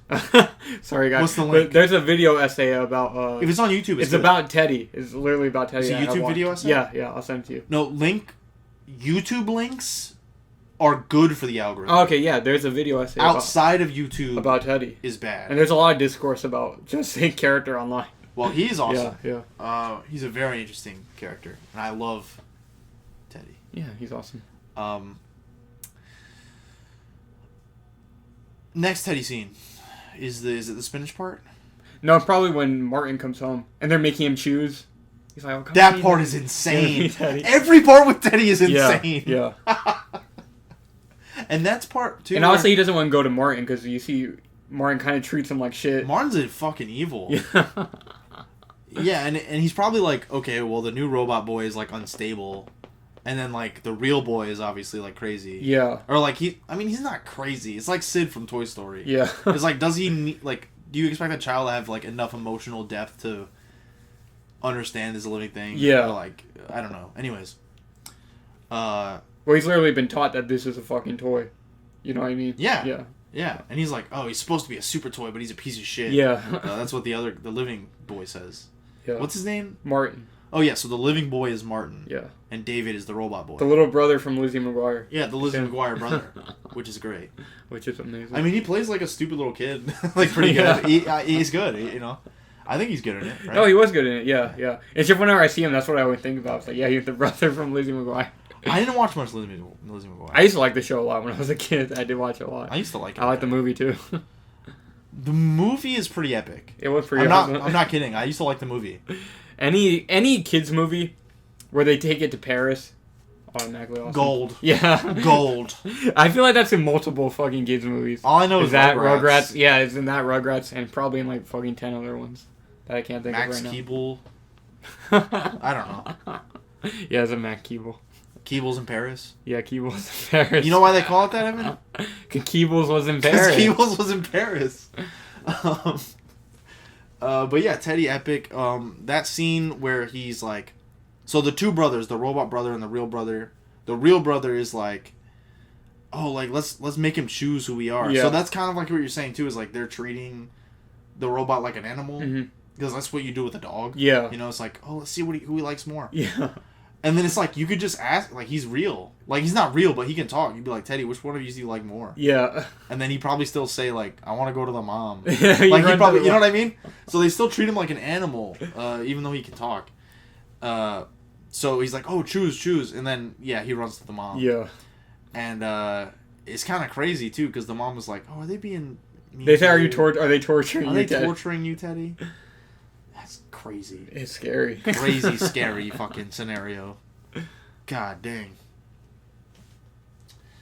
And the spinach scene is next, I think. And then the spinach scene is also with Teddy, which is great. Also, everything Teddy does is a banger. Everything Teddy does is a banger. So, I'm definitely putting like Teddy compilation, clip compilation. Can he be in the thumbnail?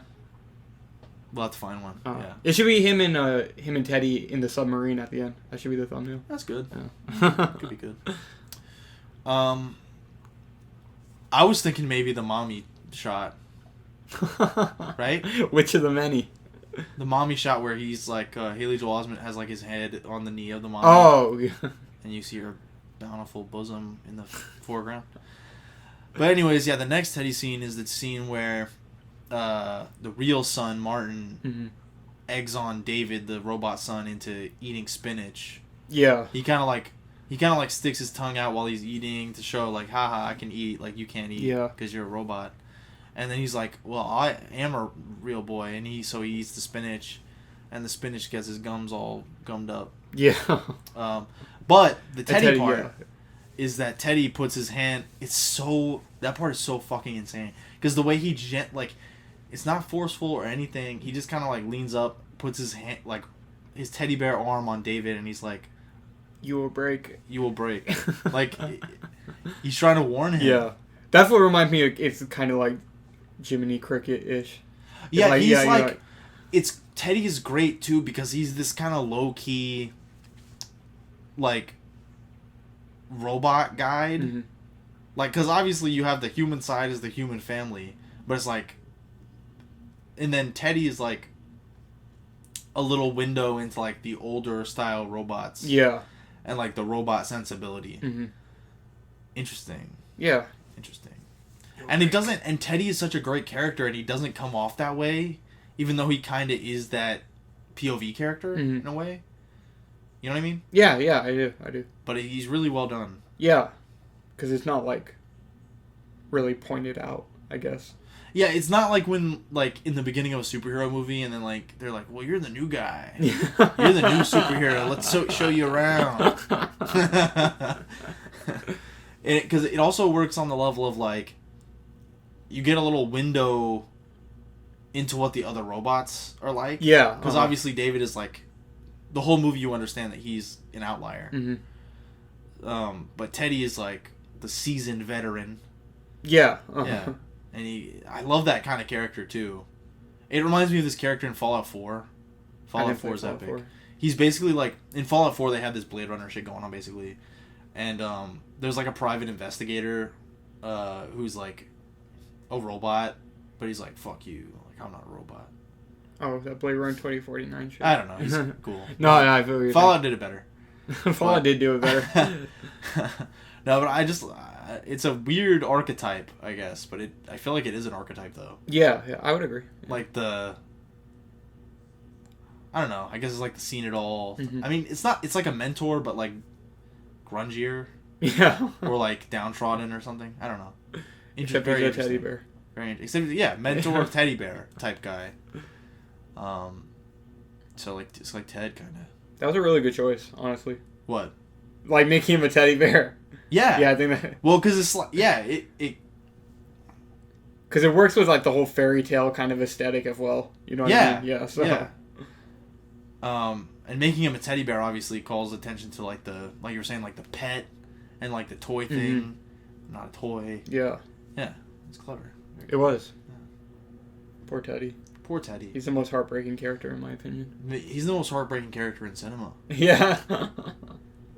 I agree. This is definitely like, this isn't a joke too, right? This is one of the most disturbing movies I've ever seen. What makes you say that? I'm not saying you're wrong. I'm just curious. I don't know if you want to. Well, it's really about the ending. So let's get back. Do you want to get back to the Flesh Fair and we can talk about the ending? Okay, yeah, because the ending, I actually like. I want us to like. There's a good that amount to be, its own segment, if you will. Yeah, let's focus on it because we haven't really got into it too much. Yeah. So I don't even think we talked about really. We've mentioned Pinocchio obviously, but we didn't even mention like the fact that he's looking for the blue fairy. Yeah, he got the idea from.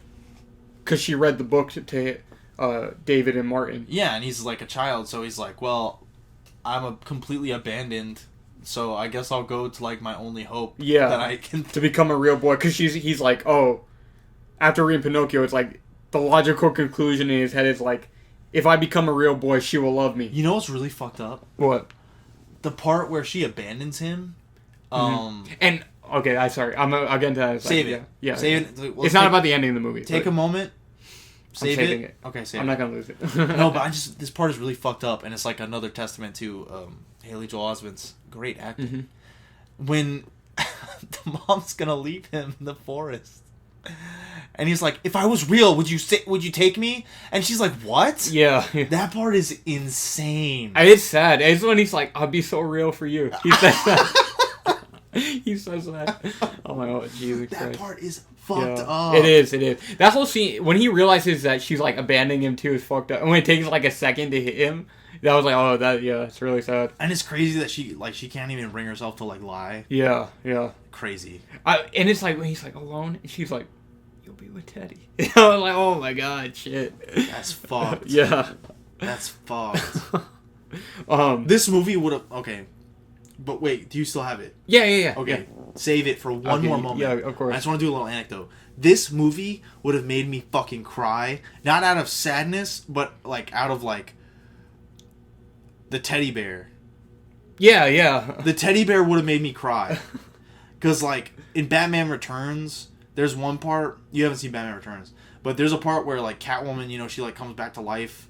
And she, like, starts fucking up her apartment. Maybe you've seen that scene. It's, like, a famous scene. But anyway, she takes all her stuffed animals and shoves them in a blender.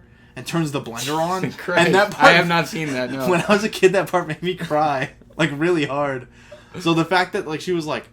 You'll have Teddy. Like, that would have made me, like, lose my fucking mind as a child. That would have made me so sad. Oh, my God. But, yeah, I couldn't imagine watching this fucking movie as a kid. I would have been like... If I was even able to stay awake that long to get to the Teddy part, or not be too scared by the opening parts, I would not... See, that's the difference between you and me, Abby. You're a twisted fucking psychopath. I couldn't. Yeah, there's something wrong with me. There's so many reasons I couldn't have stomached this movie as a kid. It's really funny. But okay, let's move on. I know you have it locked in. What's your... Oh, I'm gonna say, and like since we were mentioning like the obsessive kind of love thing, and I don't know, that just feels real as fuck to me. Mentioned on the Blue Fairy thing, he's like, well, obviously the person does not want you, but in his head he's just like, if I do this, if I change myself, oh, she will love me. You know what I mean? Like that's a very human thing. That feels realist. That's a very human thing. It is, yeah. Like it's a very unhealthy, obsessive love. But it is human. Yeah. One thing I really like too is that at the end, William Hurt. Yeah. He's Thunderbolt Ross. God rest his soul. Yeah, God rest his soul. He did pass away. Rest in peace. Yeah. But so William Hurt at the end is basically like. He's like, robots don't have faith. Like, you're the first one to have faith. Yeah. And I feel like that also speaks to the faith thing. Because it gives you the impression that another robot... Because it's made very obvious by the end. Like, he literally prays for thousands of years. But before that, the idea that's like, I can make this person take me back if I change. Yeah. And then he makes an effort to change. That's also like a... faith-driven human thing. It is. And it's just on the religious thing, there definitely is like a low-key religious allegory in this movie, I think. Well, it's not low-key, I don't think. Oh, well, he does mention at the beginning, he's like... It's more low-key than like Zack Snyder. It's like the fact... Well, okay, I should say they don't beat you over the head with it. Yeah, there you go. But it's low-key enough to not be annoying. Yeah. It's good. Yes. Well, he does mention like at the beginning, he's like, oh, William Hurt does say the God thing. He's like, oh, didn't God create children to love him or whatever? When he said that, I was like, what the fuck? Yeah. There were so many moments. I did not think this movie was like this. I didn't. I had no idea. Didn't God create children to love? Yeah.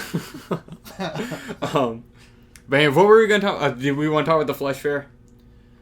I think did I have something else to say about that? No, I was just saying like the religious thing kind of became very evident to me. I mean, first of all, like the wanting of like a fairy. Yeah. Even though it's like a fairy tale, it's also kind of like an off-center like religious thing. And also, he goes to the angel in the town. Yeah, you know what I'm saying? And also, the narrator says like, "Oh, he's praying for 1,000 years." And also, just that concept of like blind love. Blind love is it's a faith-driven thing, and faith almost always evokes religion. So yeah, and I feel like a character like Joe is more like, this sounds stupid, but more like an atheist, if you will. Yeah. Whereas David's like the believer. Well, I think that's kind of the point. Well, I was thinking about this recently too, right? This is interesting. I was trying to think of like a movie that's about faith but not about religion, because they're not the same thing. Yeah, didn't you mention that in another episode? I think maybe or were we just having a conversation? I can't remember if we were just talking about it, but you've definitely talked about this. I don't know, but yeah, faith is not married to religion. It's not the same. Yeah, thing. yeah, no, you're right. Yeah, and I think anyone that's like played the lottery knows that. Like anyone, like it's like it's just like human emotion. But there's so many movies that tackle that subject matter so deeply, but it's always tied to religion. So I feel like the easiest way for someone to stomach the idea of faith is through a religious narrative. Yeah. And I think actually that's kind of an interesting thing about this movie is like this is one of the least religious, faith-driven kind of stories I've seen. Yeah, definitely. You know what I mean? Yeah. Because there's the elements there for sure, like you said. But like you said, it's like pretty subtle. It's pretty subtle, and it's There's actually only one reference to God just at the beginning when he mentions that line. Yeah. Yeah. And I get you praying, but No, I don't know. I don't know. It's just it was just interesting to me that this is one of the very few examples I can think of that's not like he's not Christian or anything. Yeah. I don't know. I guess if you're an adult, like the way they kind of work around it here, if you're an adult and you have faith in anything that's not like a real established religion, you're a lunatic. But if you're a kid and you have faith in like the blue fairy from Pinocchio, then people are like, oh, that's what you say. You're a lunatic. Yeah. Definitely. But this is legitimately like the only movie I can think of that's like about faith that's not about religion. Yeah. Off the top of my head, yeah. But Cool. I don't know. Thank you. That for me, it's not an idea I think about very much. But I know you've mentioned this before, definitely. So. I think it's important. No, it is. It is. Yeah. I think it's important. Oh, we were talking about. That's what we were talking about.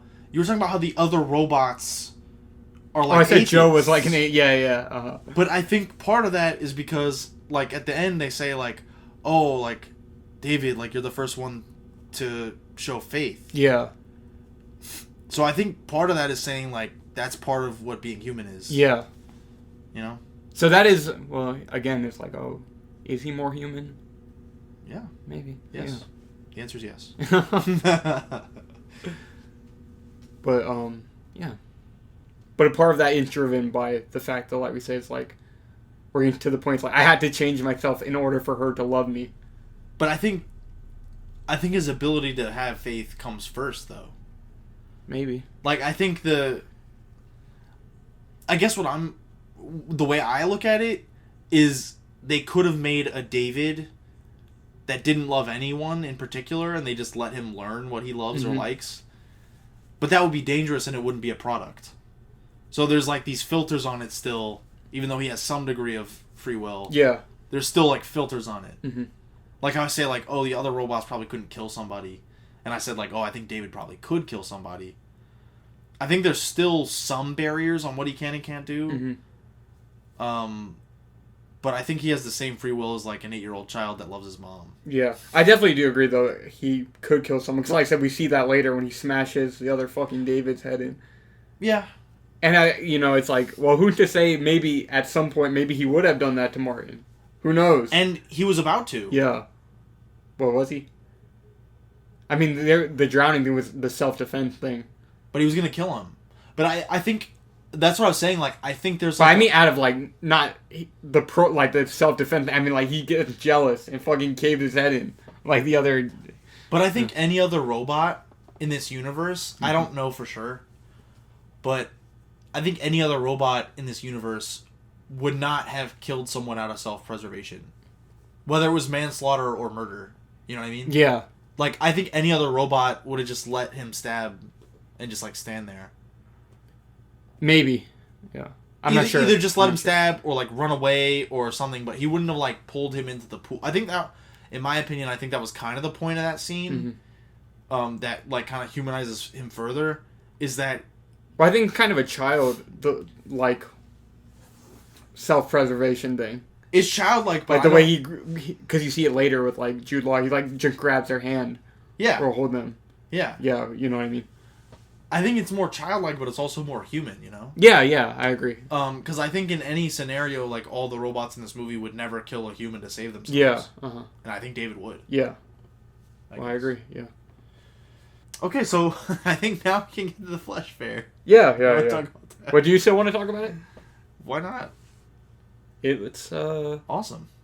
Good scene. It's like the wrestling in Spider-Man 1. It is like the wrestling in Spider-Man. Yeah, they're torturing these fucking robots. My legs! I really like the that one part. Okay, so basically, like we were saying, they round up older robots, and it's kind of like the way that like they take U.S. currency out of circulation. Yeah, it's kind of like that. Like the robots were saying, like, oh, they can't let like there be too many of us or whatever. Yeah, like they're afraid like we'll outlive them and shit like that. And but it also kind of has that kind of U.S. currency thing. It's like if there's too many robots out there, they're not as valuable. Yeah. So I think it's a kind of. I think it's interesting too that the robot had that perspective.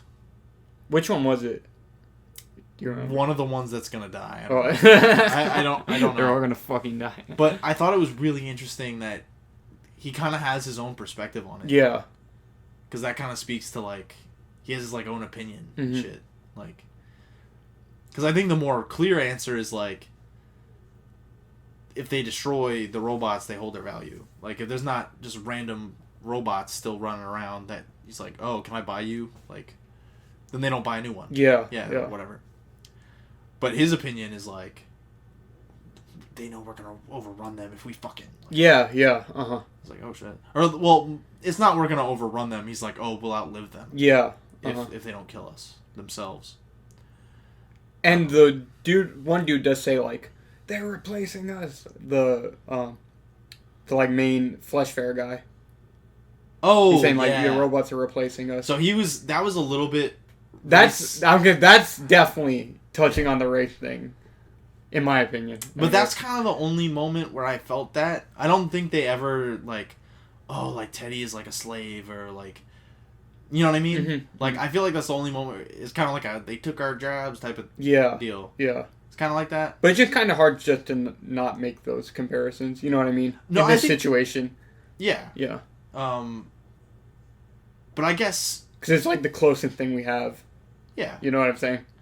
Yeah, there's definitely a couple elements. I really appreciate the kind of like the faith narrative and also like the faith narrative and not being too heavy-handed, and also the kind of like underclass like robot thing they have going on, and that's also not too heavy-handed. Yeah. I think both of them walk a good line, but that moment with the kind of the speaker guys, like the closest they come to being like, they're the minority. Yeah. Like they're, we don't like the other type of people. Or Yeah.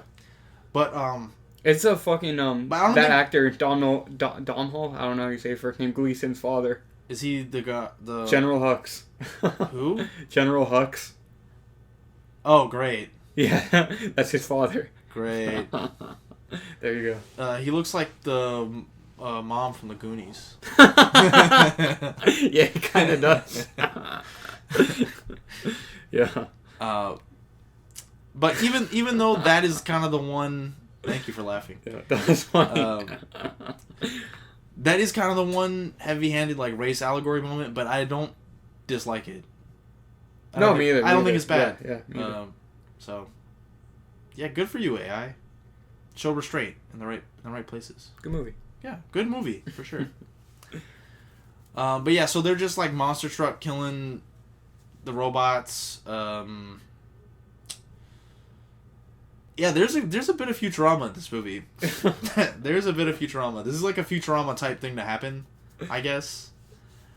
And epic. Shoot him out of a cannon.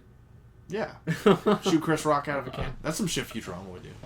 Yeah, probably. But that honestly, even though I just shit on Doug before we recorded this for like making fun of the Chris Rock thing. The Chris Rock thing is like probably the worst thing in the movie. I don't agree with that, but what do you think is the worst thing in the movie? The super mecha, how they look at the end of the movie. Oh, really? Their designs, yeah. I don't think the super mecha themselves are bad, but how they look is not great to me. That's my least favorite thing in the movie. I don't mind them. Yeah. I I don't mind them. In the credits, are they super mecha? I'm not sure. No, Ben Kingsley, who plays one of them, who's also the narrator. Yeah. I forgot what his cat, like his name Grand title Poobah or some shit. Grand Poobah. Some shit like that. What? No, I don't think that's it. I forgot what it was, but it's not like super mecha. But they are super mecha. They're not aliens. Liar. Steven Spielberg himself said it. Steven Spielberg doesn't know what the fuck he's talking about. I mean, they might as well be aliens. It doesn't matter, really. I think that is open for interpretation, Evan. I guess so, yeah. Yeah. I wouldn't disagree with you. Yeah. But, so eat shit.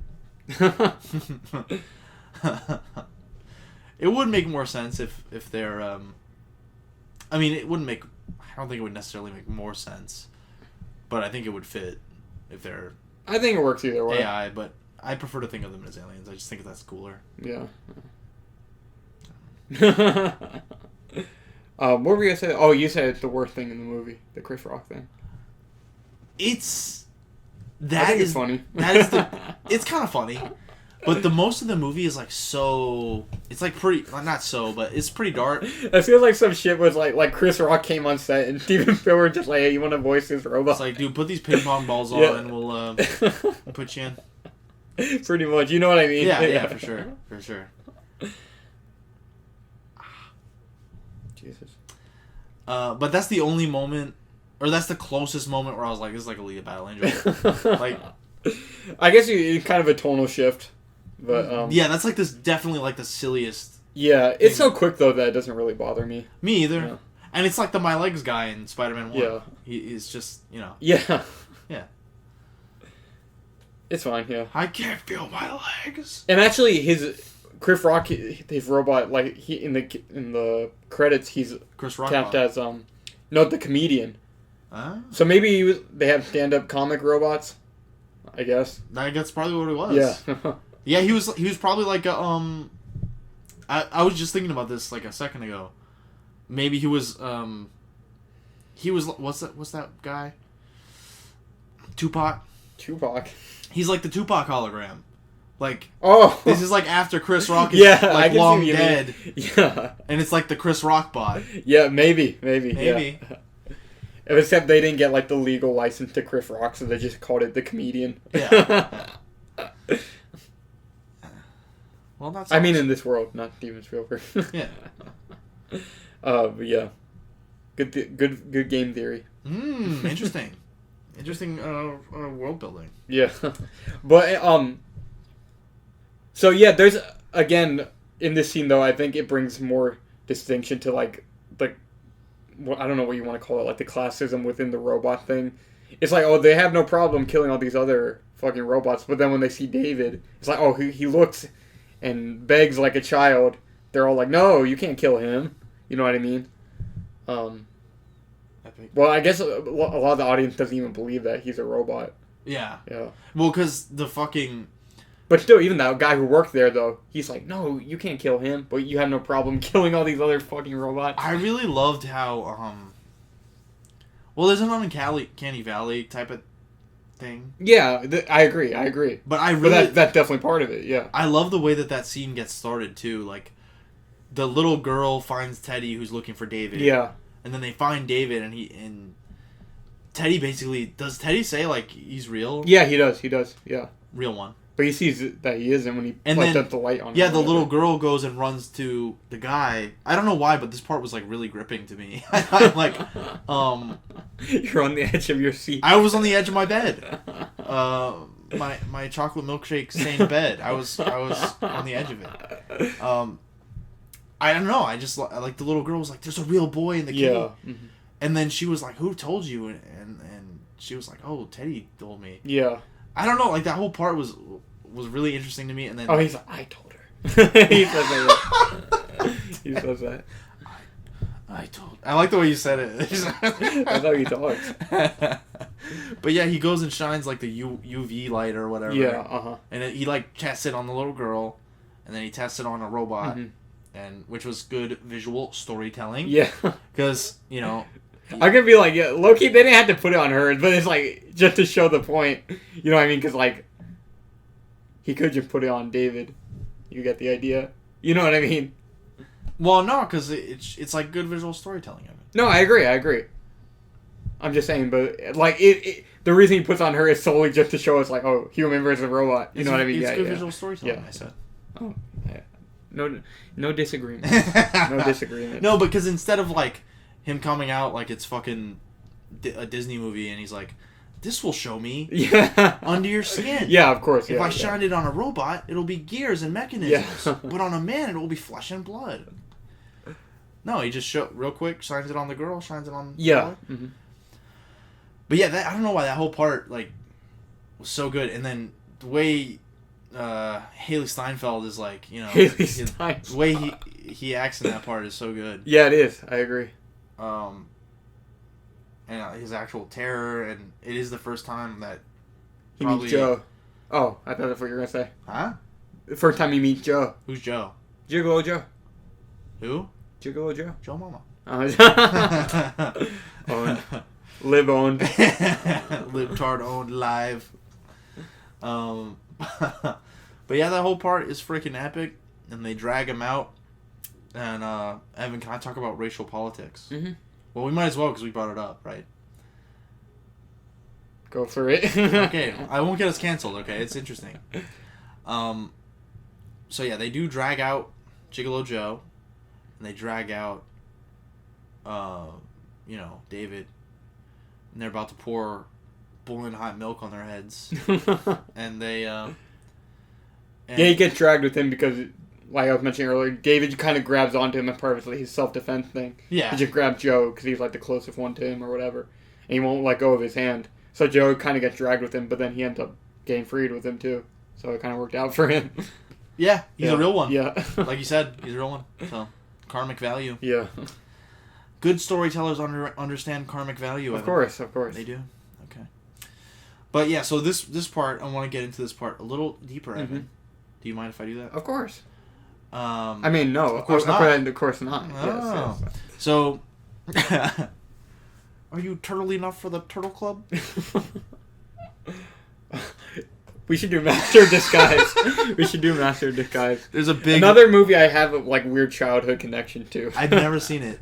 I've seen clips of it. It's not good. Well, I thought it was funny. Like, the only reason I wanted to watch it when I was a kid was because the turtle thing. Are you not turtle enough for the Turtle Club? And then before we get into this racially charged scene from AI, can I mention a fun fact about Master of Disguise? Dana Carvey is in it. He is, but that's not the fun fact. The day... Who played his dad in that? Okay, we'll find out later. We'll find out next week. Yeah. But in that movie, in Master of Disguise, touted as one of the worst comedies of all time. Do they say that? It's well understood to be one of the worst comedies of all time. Yo, we should do it sometime, deadass. We should. It'd be fun. But this is a fun fact, right? The day they shot the turtle scene was 9/11.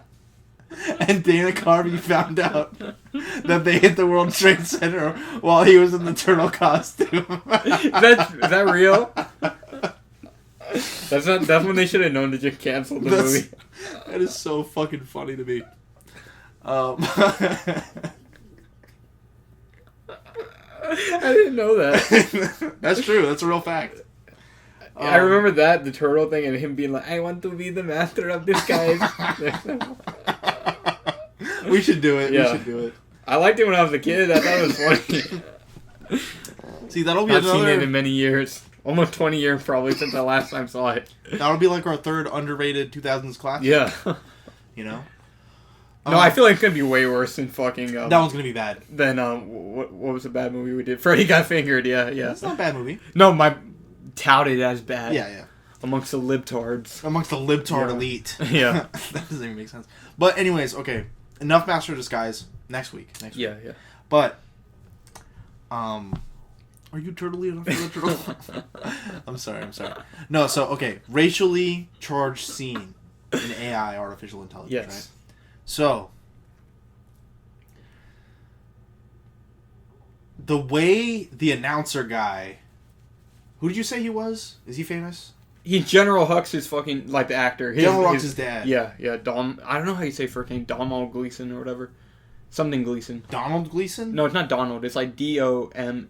It's like some Willem Dafoe shit. He's actually a good actor. I like him. But yeah, he's great in Star Wars. Yeah. Well, Hux was good in The Force Awakens. After that, not so much, but That's a different RNS podcast. Yeah. And I liked him in Ex Machina. He's in that one? Yeah, he was the main dude in Ex Machina. You know how there's like the main guy, then there's Oscar Isaac, and then there's the two robot chicks. Isn't Oscar Isaac the main guy? No, Oscar Isaac's the guy who created the robots. Domhnall Gleeson's the guy he's like the reporter or whatever. Yeah. That's like okay. Yeah. Okay. Great Force Awakens prequel.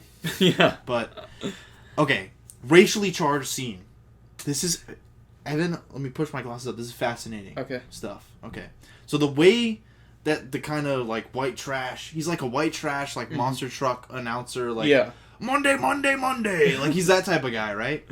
And he's at this like destroying robots carnival, and it's like a monster truck rally. So he's kind of like, he starts like, he's not like, get ready for some crazy violence. He's like, they're taking our fucking job. Like, yeah, if I was saying earlier, we mentioned this earlier, when he says they're replacing us. He's saying like propaganda. Yeah. Or like his political perspective or whatever you want to call it. Yeah. He's not like hyping up the crowd like for like violence or like entertainment. He's hyping them up for like, let's kill these fucking robots. Yeah. So, one thing that I thought was really interesting, because like you were saying, these are all white trash people, basically. Yeah. They are coded as white trash. They're lower class type people. And there was this thing that I believe, Evan. This gets into my political perspective a little bit, if you don't mind. Okay. I don't want to get canceled. I don't want to get you canceled. This is not the opinion of RNS Podcast or RNS LLC or Evan Rodriguez. What is this man about to say? This is only Dylan Baradino's opinion. Oh, I feel like you can't mention like race stuff or class stuff without, I just want to say this is my opinion. It's not too crazy, but I just want to give a little preamble. Okay? I don't want to peeve anyone off. Okay? But I think it reminds me of in real life, right? Where higher class people and elites want you to be racist.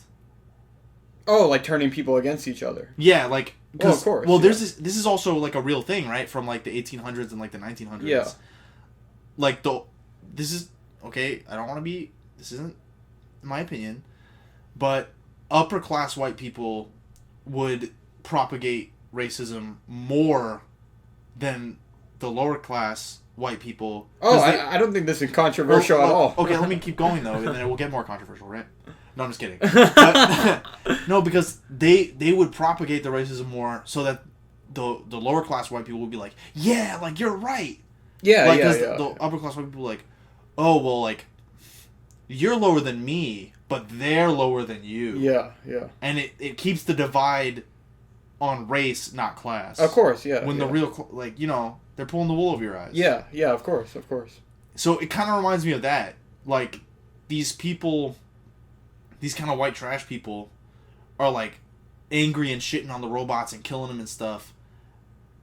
And maybe what I was saying earlier about, like, oh, like, they're keeping them out of circulation in, like, a fiscal way. But these are, like, white trash random people. Maybe the people that collect them are getting them out of the way for, like, an economic reason. Yeah. But the people actually, like, buying the tickets and, like, destroying them, they're doing it out of some sort of weird, like, anger. Yeah, like, they're, like, placing their anger on them and shit like that. Oh, yeah, and he mentions in this scene, this is when it brought up again, about, like, he brings up when he brings out David. He's like, oh, yeah, you people aren't allowed to have children or whatever. So, look, they're having, like, they're replacing real children with robot children. They're replacing your children! Yeah. Yep. That's when the license thing brought up again. So that's, I don't know, that was like a bit of subtext type of interesting. Yeah, definitely. It's definitely heaviest in this scene. On that scene, yeah. In the scene in the whole movie. But I think there is like an amount of depth to it there. Yeah. Like in most movies, it would kind of be like in some like random Disney movie today, it would just be like, oh, they're not like most people are mean to the robots, like. I don't know. Yeah, I know what you mean, yeah. But in this, there's, like, some actual, like, hostility and anger towards them. And, I don't know. It's interesting. And it reminded me of that idea of, like, in the 1800s, like, like, white people... Well, I mean, it still happens today. But was more overt. It was worse. Yeah, back then, yeah. Where, you know, like elite white people would tell the white trash white people, like, oh, like, you're not great, but you're not as bad as them. Yeah, like, yeah. I don't know. I always thought, not always, I was like reading about that recently, and it's a fascinating concept. Well, yeah, they want to keep like the working class divided or whatever. What did Colin Moriarty say? I don't know what he said. It's not about race or anything like that. It's about class. I posted that on my Instagram. I do remember that. So I don't know. That kind of thinking is very interesting to me because I think that's real. Yeah, I would agree with It's that. very fucked up. Yeah. I think. Yeah, I don't disagree with you. So, link arms and rise up. Epic. Eat the rich. Anyways. Anything to say about that scene? No, I'm kind of mentioning that earlier when I'm just talking about when he's like, yeah, they're going to replace us. So, yeah, I agree with you. But, Evan, I talked about it longer. Well, you did. Yeah. No, I'm not trying to undercut what you're saying at all. I'm just saying, like, I agree with you. Yeah. Yeah. I think you definitely went more into depth about it. And I'm like, yeah, I'm pretty much on the same page as you. Yeah. No, Yeah. I'm not saying you're undercutting me or anything. I was just kind of making a joke about how I probably just ran in circles. But No, I don't think you did. I don't know. That stuff has been on my mind lately, so Yeah. I don't know. I just want to talk about it. Maybe we can watch a race movie tomorrow. Or next week. Yeah. We'll watch Roots. Oh, great. It's like fucking like 10 hours. It's like a TV show.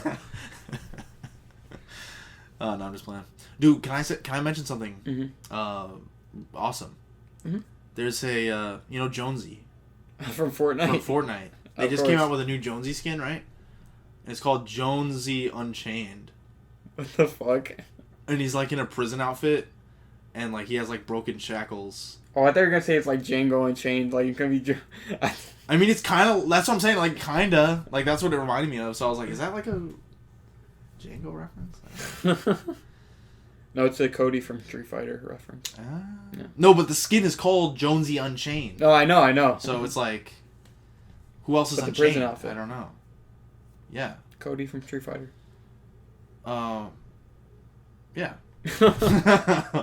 Anyways, that part is epic, and then we continue on. Yeah. So what? After that, him and Joe go look for the blue fairy. Yeah. Yeah.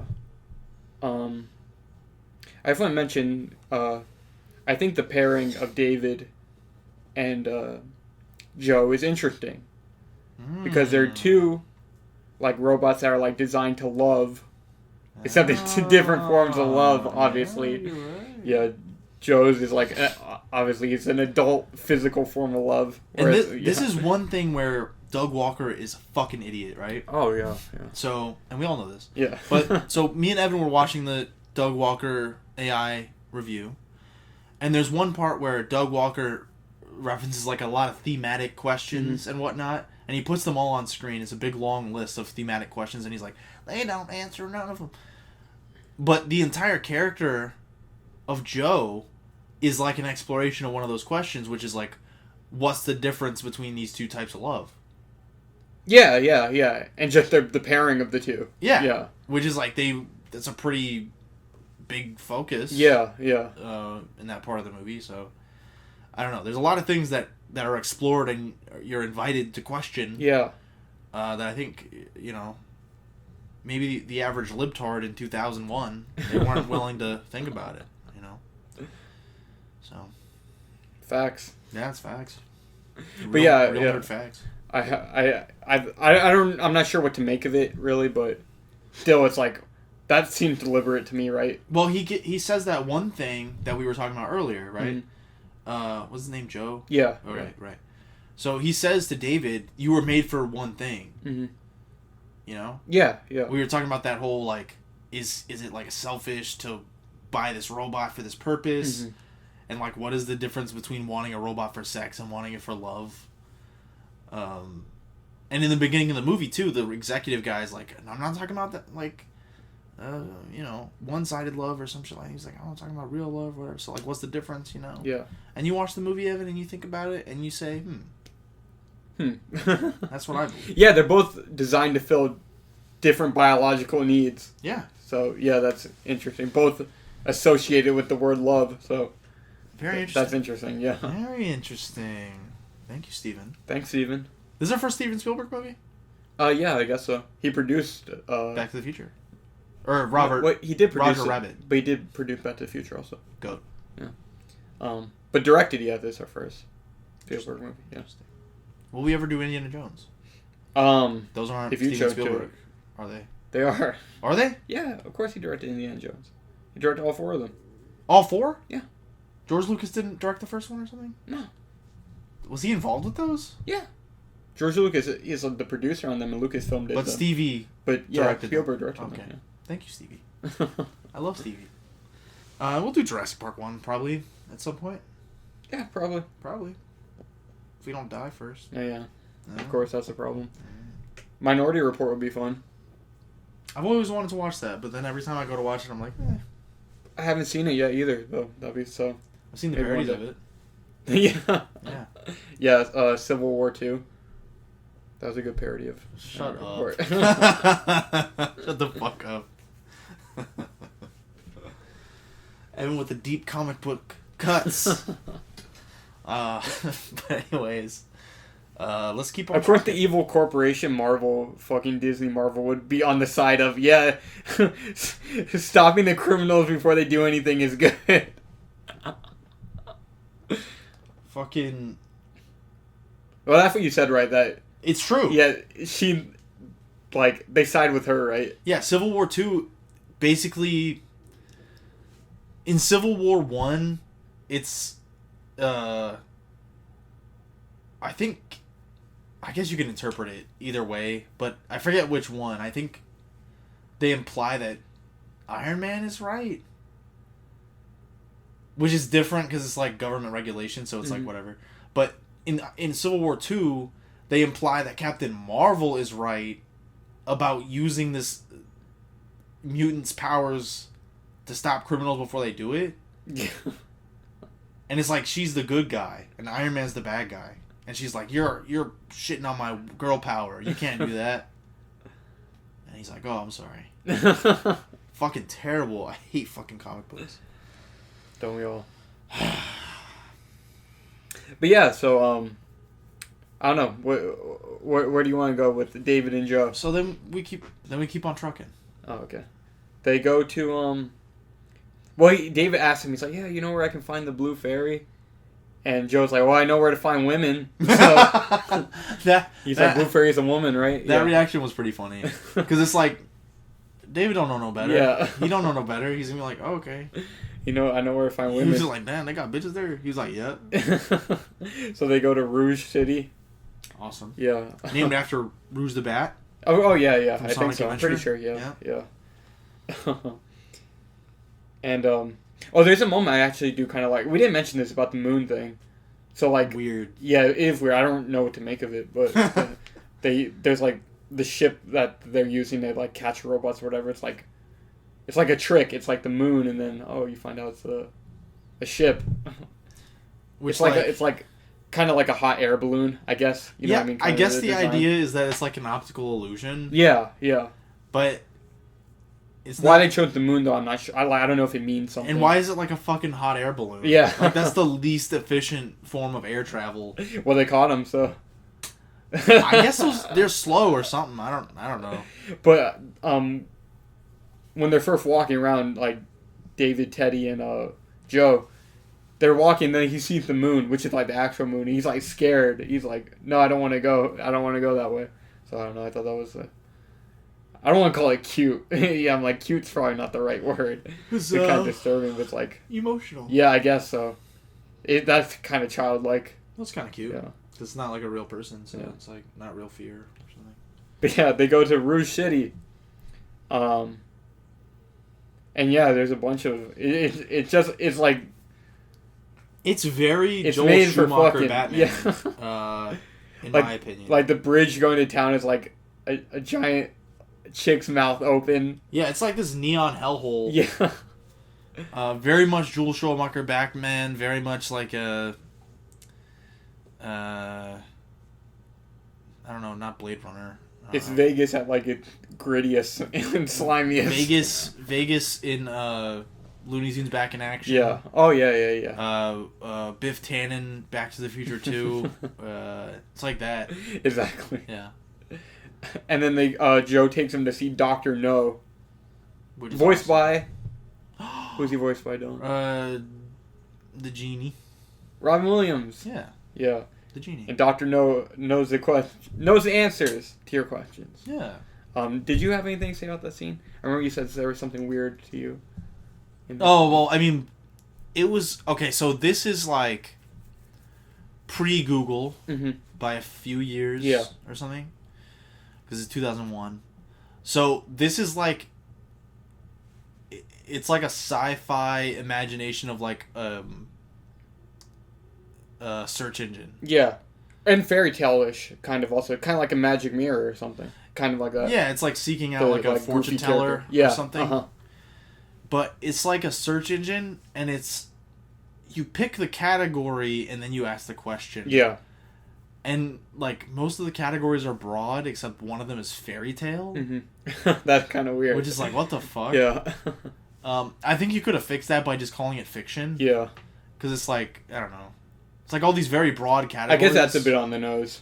Yeah. Yeah, it's like... yeah, just fiction would work. Yeah. And no kid, except Evan Rodriguez, is watching this movie that long. I guarantee you.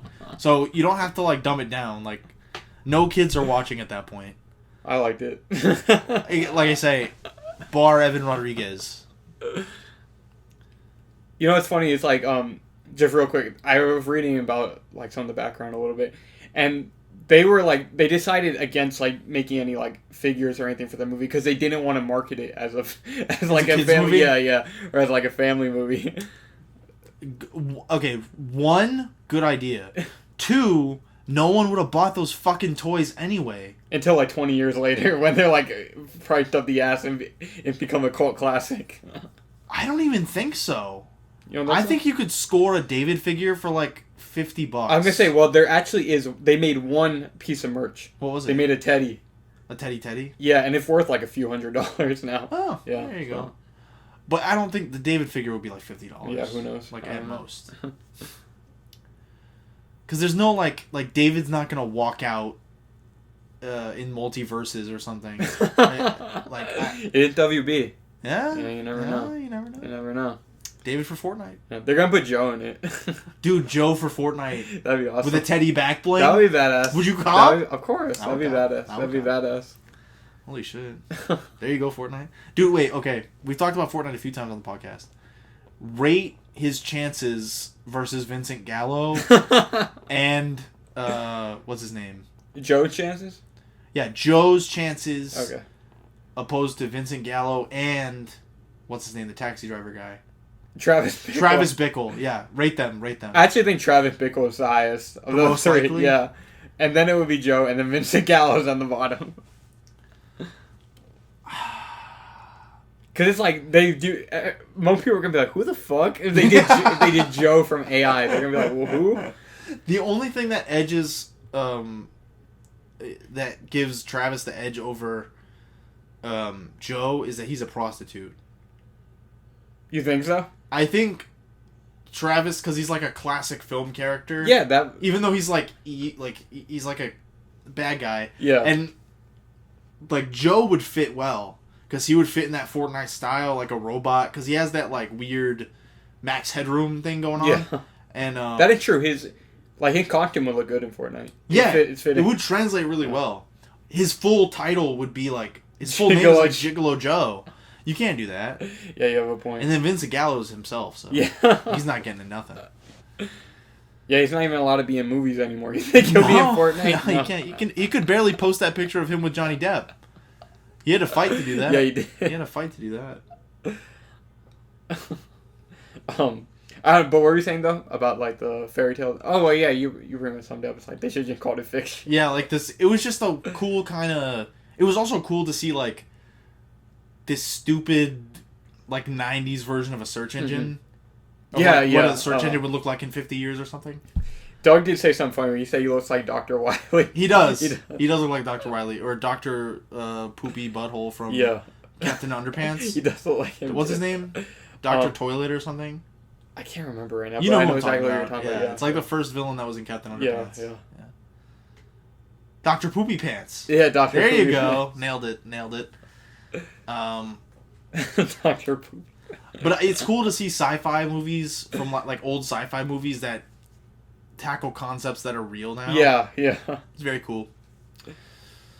Because they were close. I mean, I'm not gonna pay to go into a Google room like it's a movie theater and like ask it stuff. At first, I was thinking, how the fuck did David get money? But then I remember His mom did. Yeah, the mom did give him money. Yeah, earlier. And you know what's a detail. Top 10 details missed in AI artificial intelligence. 2001. Tell me. Directed by Steven Spielberg. The part after you see, and I didn't look this up, Evan. I'm just smart. Yeah. And I guess what I was paying attention. I never doubted it. I was watching the movie. Okay, I promise. The part where David is tricked into cutting the mom's hair as kind of a mean-spirited prank. Yeah. By the real brother. You see Teddy sewing it into his leg after. Oh, was it at that part when he's sewing? I think so. Because there's a few parts where he's sewing in the movie. Yeah, but I think I'm a genius, and I noticed that. Oh, okay. And I'm really smart, so that makes sense. Yeah. And that comes back 2,000 years later. Yeah. Teddy plays the long game. He does. Plays the long game. Thank you, Teddy. The GOAT. Very forward thinking, Teddy. He was. Yeah. Very forward thinking. Oh yeah, but so then with Dr. No, this plot point was kind of weird to me. I'm not like the biggest fan of this. What is it? Them like putting like William Hurt's character and like his team of scientists or whatever, like giving like that information to Dr. No or whatever. Oh yeah, I was like that's kind of a reach. That was kind of a reach. I guess. Yeah. But if you assume Dr. No is like as prevalent as Google. Yeah. Maybe. Yeah. Because if you imagine it's just Google and they like put false information in Google somehow. Yeah. And they mentioned like, he says like, that was the only hope we ever gave you, David. Yeah. Because they do, after they find out that David got abandoned or whatever, they do kind of want to see how far he'll go. You mentioned that earlier. Yeah. But yeah, they give him that. And that part is creepy also when it's like David finally asks the right question. And it's like, also he like transforms into like the text. Yeah. And like the crazy music stops and shit. It becomes like creepy. Yeah, it stops having like cutesy bullshit. Yeah. And it just transforms into like soulless. Yeah, like text. Yeah. It's kind of like in an automated like voice thing, like an old school automated voice thing where it would be like, "Welcome to Walmart.org, Dylan." Like, you know, it's kind of like that. Yeah, that's like, a good way to put it. It's like, this is a real answer that we can't like automate. So like, here's the, you know what I mean? Yeah, definitely. Because the other ones, he was like doing like ad reads. You know? Yeah. Because he was like, "Oh, have a wonderful night with this whore." Yeah, because initially when he's asking about the blue fairy is like a prostitute in the town. That's her name. And I guess that makes sense too. That fucking what's his name would bring him there. So yeah, and so it's like, "Oh, you want to fuck blue fairy? I know blue fairy." Yeah, and it's in that town already. So, yeah, that's what I'm saying. Yeah. And it's at. So yeah, the info he gives him is like, "Oh, go to the end of the world," which is fucking New York. It's Manhattan. Epic? Yeah, they say. It's like epic? It is epic. Yeah, being completely ravaged by fucking climate change. Which would be, as we know at this point, California, I guess. Yeah, I guess so. I don't know. I don't know the geographical dimensions of places. So I think that's what people say though is like the first city. Yeah, I know, like California and Florida. Right? Yeah, California and Florida. Yeah, they go to Manhattan. Oh no! I had to talk about this first. So they're gonna go, and Joe kind of trying to talk him out of it. And this is kind of a nice moment, I guess, to me. Joe just tells him like, "You should just stop, and you should just stay with me." Yeah. You know, like, and it's interesting. So that's again, it's kind of like who is more human, like these other robots or David? I don't know, because like what Joe kind of becomes compassionate, David, and it didn't need to become. It's something he just learned himself. You know what I mean? Yeah, and Joe appreciates, like, I forget exactly what he says, but he like actually acknowledges out loud, like, "You saved my life." Yeah, like, yeah. And he tells him, that's also the moment where he tells him, like, yeah, the humans are bad. They just use us for whatever their purpose is. Yeah, you were made for this purpose. Yeah, Yeah. And he tells him, like, oh, you should just stay with me. Yeah. And David just kind of completely rejects that. And then that moment to me is kind of like, that's where it's like, I don't know who is, like, that kind of robotic to me, because, like, what is it? I don't know. Well, okay, well, David's like, I kind of want to speak to what you're saying, right? I have an idea. Can I speak the idea? Yeah, but real quick, just about the free will thing, it's like... Wait, let me think. I want to hold my thought. Right. Okay. You got it? No, hold on.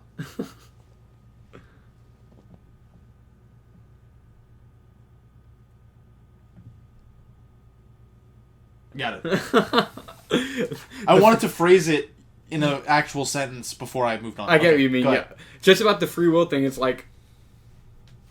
It's moments like this where I'm like, I don't know if David does have free will or not. Because, like, the only thing he sees is, like, mommy. I gotta go to mommy. That's you know what I'm saying? Yeah, that's what I was thinking, right? So what I was thinking was... He totally rejects any other options that he could, like... Impossible David could just have a life where he goes and lives with Joe. Yeah. Or one of the maid, not like the nanny robots. Yeah. That the French nanny robot who fucking gets melted mentioned. You know what I mean? He kind of just completely rejects that. And it's like, well, I don't know. So it's moments like that I'm like, I don't know if David does have free will or not. Whereas it seems like Joe does. Well, you know what I mean? No, I know exactly what you mean. So when I was trying to remember what I was going to say, right, was he can make his own mind up except for love. Yeah, kind of. That is pretty much the only thing he has that's, like, hard fixed. Yeah, kind of, yeah. Which is interesting. But it also, that kind of plays into the whole race thing I was thinking about earlier, too. Because he thinks, like, oh, like, well, he doesn't say this or anything, but it's interesting that he's like, he doesn't even consider, like, oh, I'll go live with the robots. Mm-hmm. He's like, I'm not a robot. Yeah. Like, the only thing that makes me not human is I don't have blood. Like, that kind of thing. Yeah. Like the Pinocchio thing. Mm-hmm. So he sees all the robots as, like, maybe... I'm kind of putting words in David's mouth. I'm sorry, David. He's not here to speak for himself, you know. Mm-hmm. But... He sees himself as, like, above them. He sees himself as above them and as human, so it's like, what do I look like living with robots? Yeah. Like, I live with mommy. Yeah, I agree. So I think that kind of plays it. Because it's like, if you give a lower class person a super small chance to live with an upper class society, or, like, a good chance to live with some nice, like, peers. Mm-hmm. It's like, oh, you can have a happy life with peers, or you can, like, ruin your whole life at a chance for living with the upper class. Mm-hmm. They're going to pick ruining their life to live with the upper class. Yeah. No matter what the differences are. Mm-hmm. You know what I mean? Yeah. Epic. Kind of. You know what I mean? Kind of. What do you not know what I mean? Well, I don't know. It feels a bit more like a reach, I think. What? That. Fuck you. No, when it's like risking your life, I'm like, I don't know. Well, it depends what you mean by that. I'm just trying to put it like, obviously any sane person is like, oh, do you want to live with poor people or rich people? You live with the rich person. Yeah. But people will go out of their way, like the same way David does. Mm-hmm. Like, people will go out of their way to make themselves uncomfortable or, like, spend their whole lives trying to achieve a certain class versus just being happy with your peers. Yeah. You know what I mean? Yeah, I get what you mean. Yeah. So I'm not saying ruin your life, but I was trying to make the distinction between, like, obviously if you can be rich, you're just going to be rich. Mm-hmm. But I'm saying if there's a choice, you know? Yeah. Like, most people will choose a super slim odd to be rich than just be happy where they are. Anyways. That's an interesting parallel also. Yeah, and David's like... to that kind of classism. David's like, no, fuck you. Yeah, he doesn't even consider it. Yeah. He said, goodbye, Joe. That's what he says. And then he, like, attempts to steal the fucking helicopter to fly away. I actually like this scene a lot. And the police arrest Joe. They, like, finally catch him or whatever in that scene. Oh, yeah, and then what happens? Like, David starts flying the fucking police helicopter. And then Joe helps him, right? Yeah, and they come after him. But he can't fly it, though, because he doesn't know, because he's a fucking child. Yeah. And then Joe just walks by, and David lets them in, and they fly off together. Which I kind of like that moment, too. Me too. Yeah, they have a brief conflict, but it's resolved pretty quick. You know what? Usually in a movie, I feel that it's not quite the midpoint, I don't think, but there's that midpoint conflict between the two protagonists. Yeah. That's a huge trope in, like, screenwriting and stuff. Yeah, that's it's kind of here. It's kind of here, but this is one of the very few movies I've seen in a long time where I didn't think about it at all. You know what's funny? I actually did. When I was watching it, I did think that. I almost always think about it, but in this movie, it's very quick anyways. I didn't notice. And, like I say, again, it kind of speaks to the compassion of Joe, because, like, even after they have that brief whatever, and David kind of rejects, like, wanting to live with him, he still goes and helps David anyways. Yeah. So, I don't know. Joe's a real one. He's a real one. He is a real one. Yeah. And Teddy is as well. And what does Teddy say? Teddy says, "This is not a toy, David." Yeah, something like that when he gets in the helicopter, yeah. And then they fly off to Manhattan. And this one David meets his creator. Oh, yeah, scary moment. Donuts. Donuts. And yeah, Manhattan's like completely under fucking water. They blew it up. They blew it up. Yeah, he drops him off at where he thinks the blue... Oh, no, it's where that text or whatever that Dr. No read, where he thinks it's like, oh, the Blue Pharaoh Bee. It's like on the door at one of that corporation's fucking... I guess, is it Cybertronic, whatever? On like their door or whatever. And David walks in there with Joe, and then that's when he meets the other David. Yeah. And then when he lashes out, he's like, "I'm David." So he grabs a fucking lamp and smashes his face in. This scene is creepy, though, with the other David, when he turns around the seat, and he's like... No, I'm like... I think I said "what the fuck" out loud when it turns around and it's David. Because David walks up to the chair, because I guess he knows somebody's sitting in it, but it's like turned. You can't see that. Yeah, he's expecting it to be like a scientist. Yeah. He said, "Is this where they make you real?" And he turns around, he said, "This is where they make you read." And he's reading the book. He's reading the book. He does say that. Yeah. That's funny. And that's where they make you read. Yeah, and it's kind of funny. David's like, "Are you me?" And he says, "I guess." He says, "I guess." And he like moves up to David and just starts reading. And then David gets pissed off and... Yeah, and he's like, "Let's be friends." Yeah. He's like, "Can you read? Let's be friends." He's like the nicest guy. Yeah. And like you said, this is kind of what you're saying about he just completely rejects any kind of... Because seeing this is like more confirming to him, like, yeah, you're a fucking robot. Yeah, you're not a human. It's like throwing it in your face. Yeah, you're not a human. Yeah. And he gets pissed, obviously, and he's like, "I'm David, I'm special." And like you said, that it speaks to what you're saying earlier. It's like, oh, he has the ability to kill.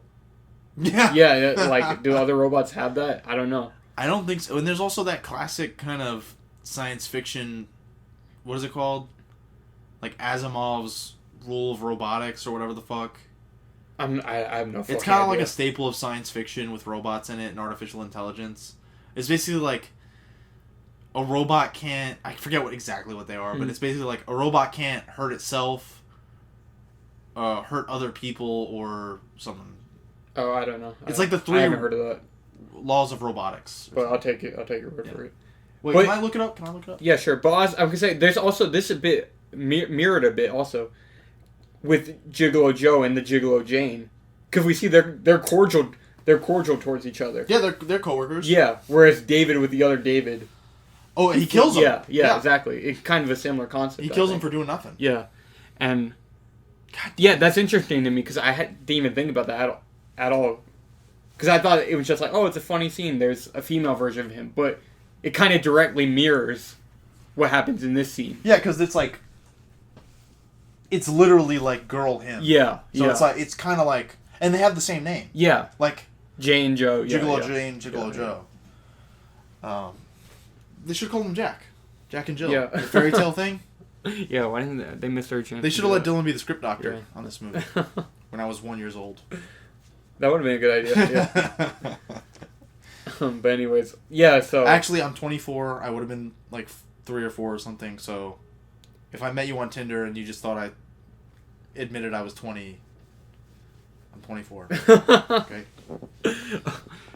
But yeah, my point is though, I didn't really take any significance out of that earlier scene with him and the Jane because it's really quick. But there's a good parallel. Yeah, I guess. Yeah, I think maybe that was meant to mirror what happens there.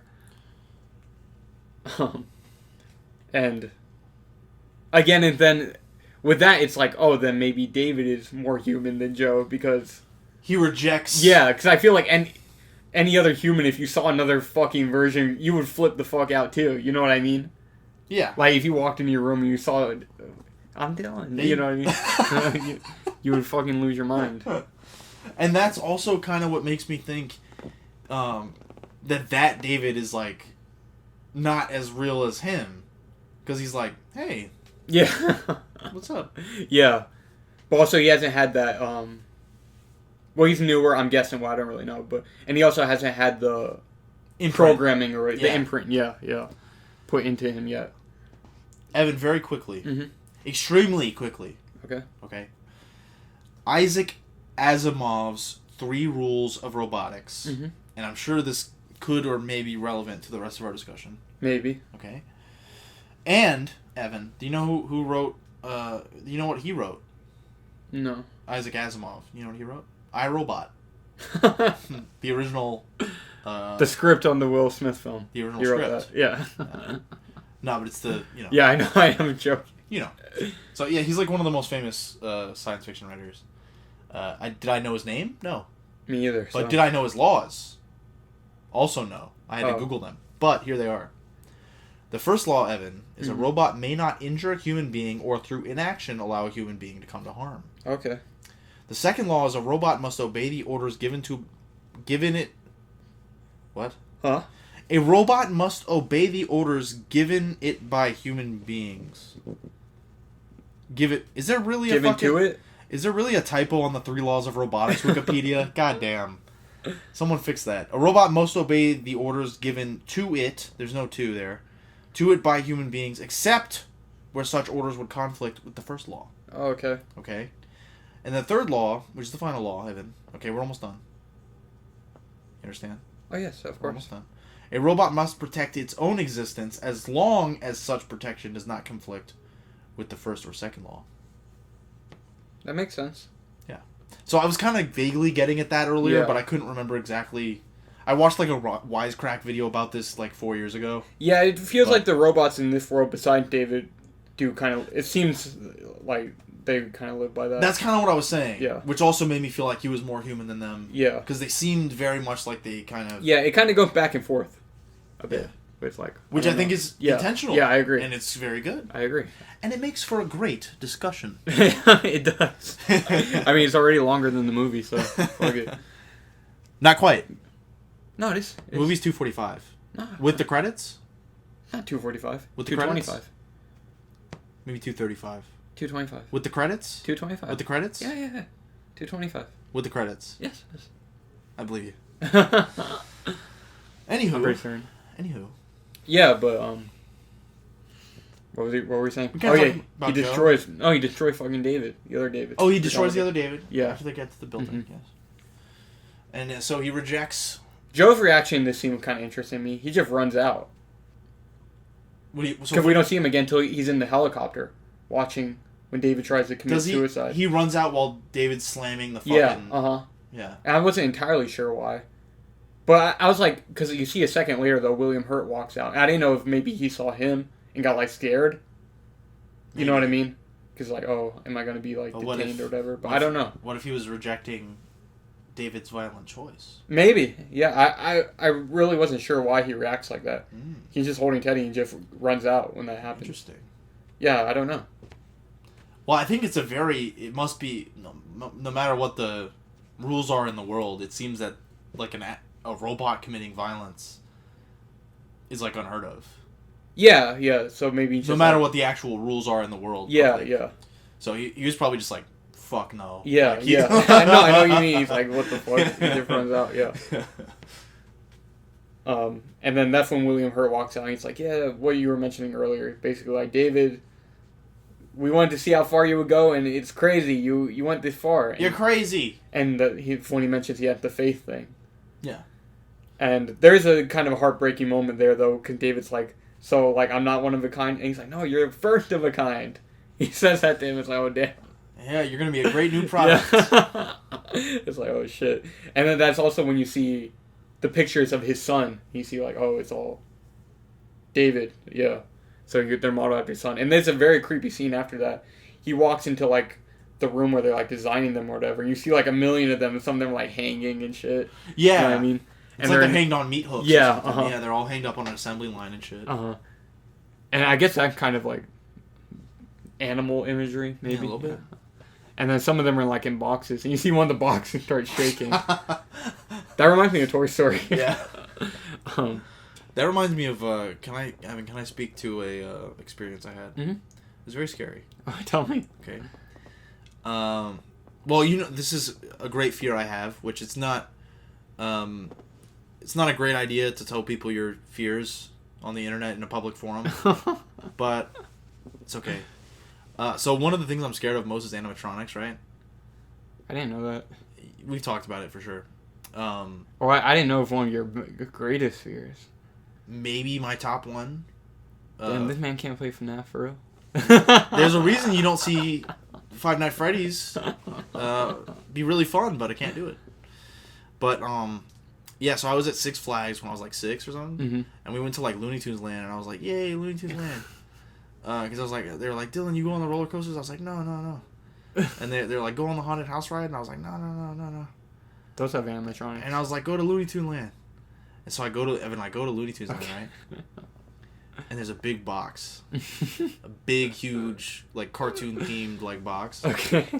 And you hear fucking like growling and snarling. What was it, Taz? Coming from inside it, yeah. And the box starts shaking hard as fuck. Are you dead ass? Yes, but the thing is, like, you can't see in the box. Okay. And it's just supposed to be like a cute, like, it's implied to be like, oh, Taz is in there, like, oh. Oh, is it? Is it? Yeah. Actually? Oh, I was like, joking when I said it was like the Looney Tunes area. Yeah.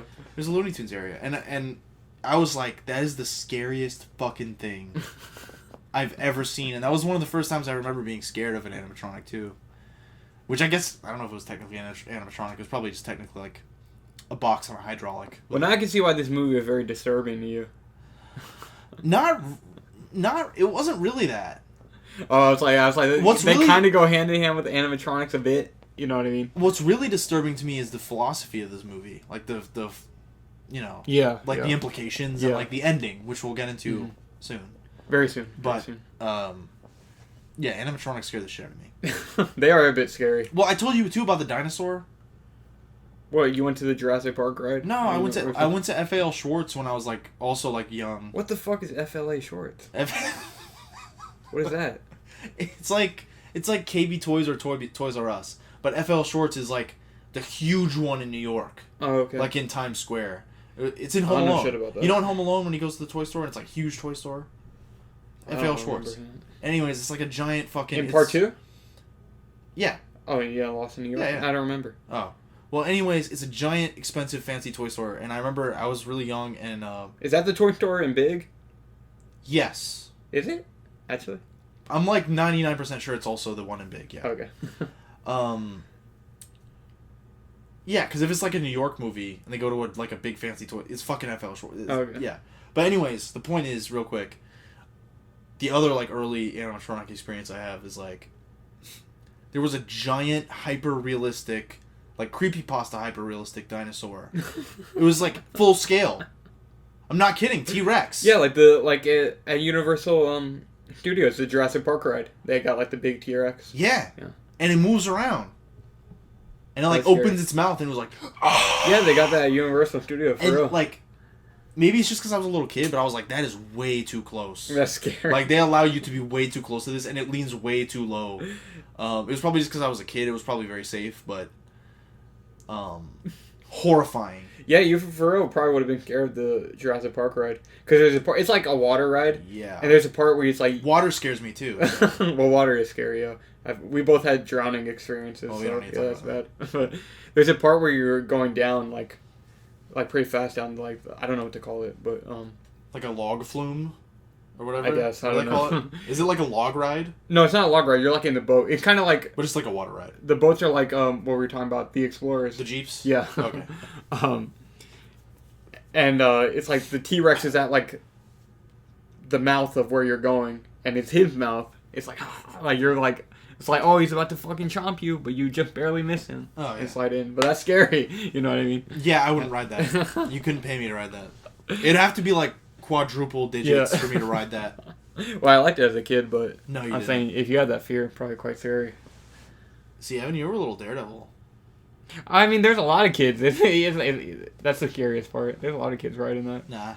It's not like a roller coaster or something. It's too scary. It's just a water ride. No, no normal kid would ride that. Yeah, you're right. Anyway, sorry. It's kind of relevant to this movie, I guess. It is, yeah. So I was just thinking about it. About the box, yeah. Scary. And then after he sees all that shit, this is crazy. And this is very human. He's trying to fucking kill himself. That is human, isn't it? Yeah. Well, that's the self-harm thing, yeah. I think they might have gone out of their way to make him break every rule. Yeah, maybe, yeah. Because, a robot may not injure a human being or through inaction allow a human being to come to harm. He almost drowns his brother in the pool.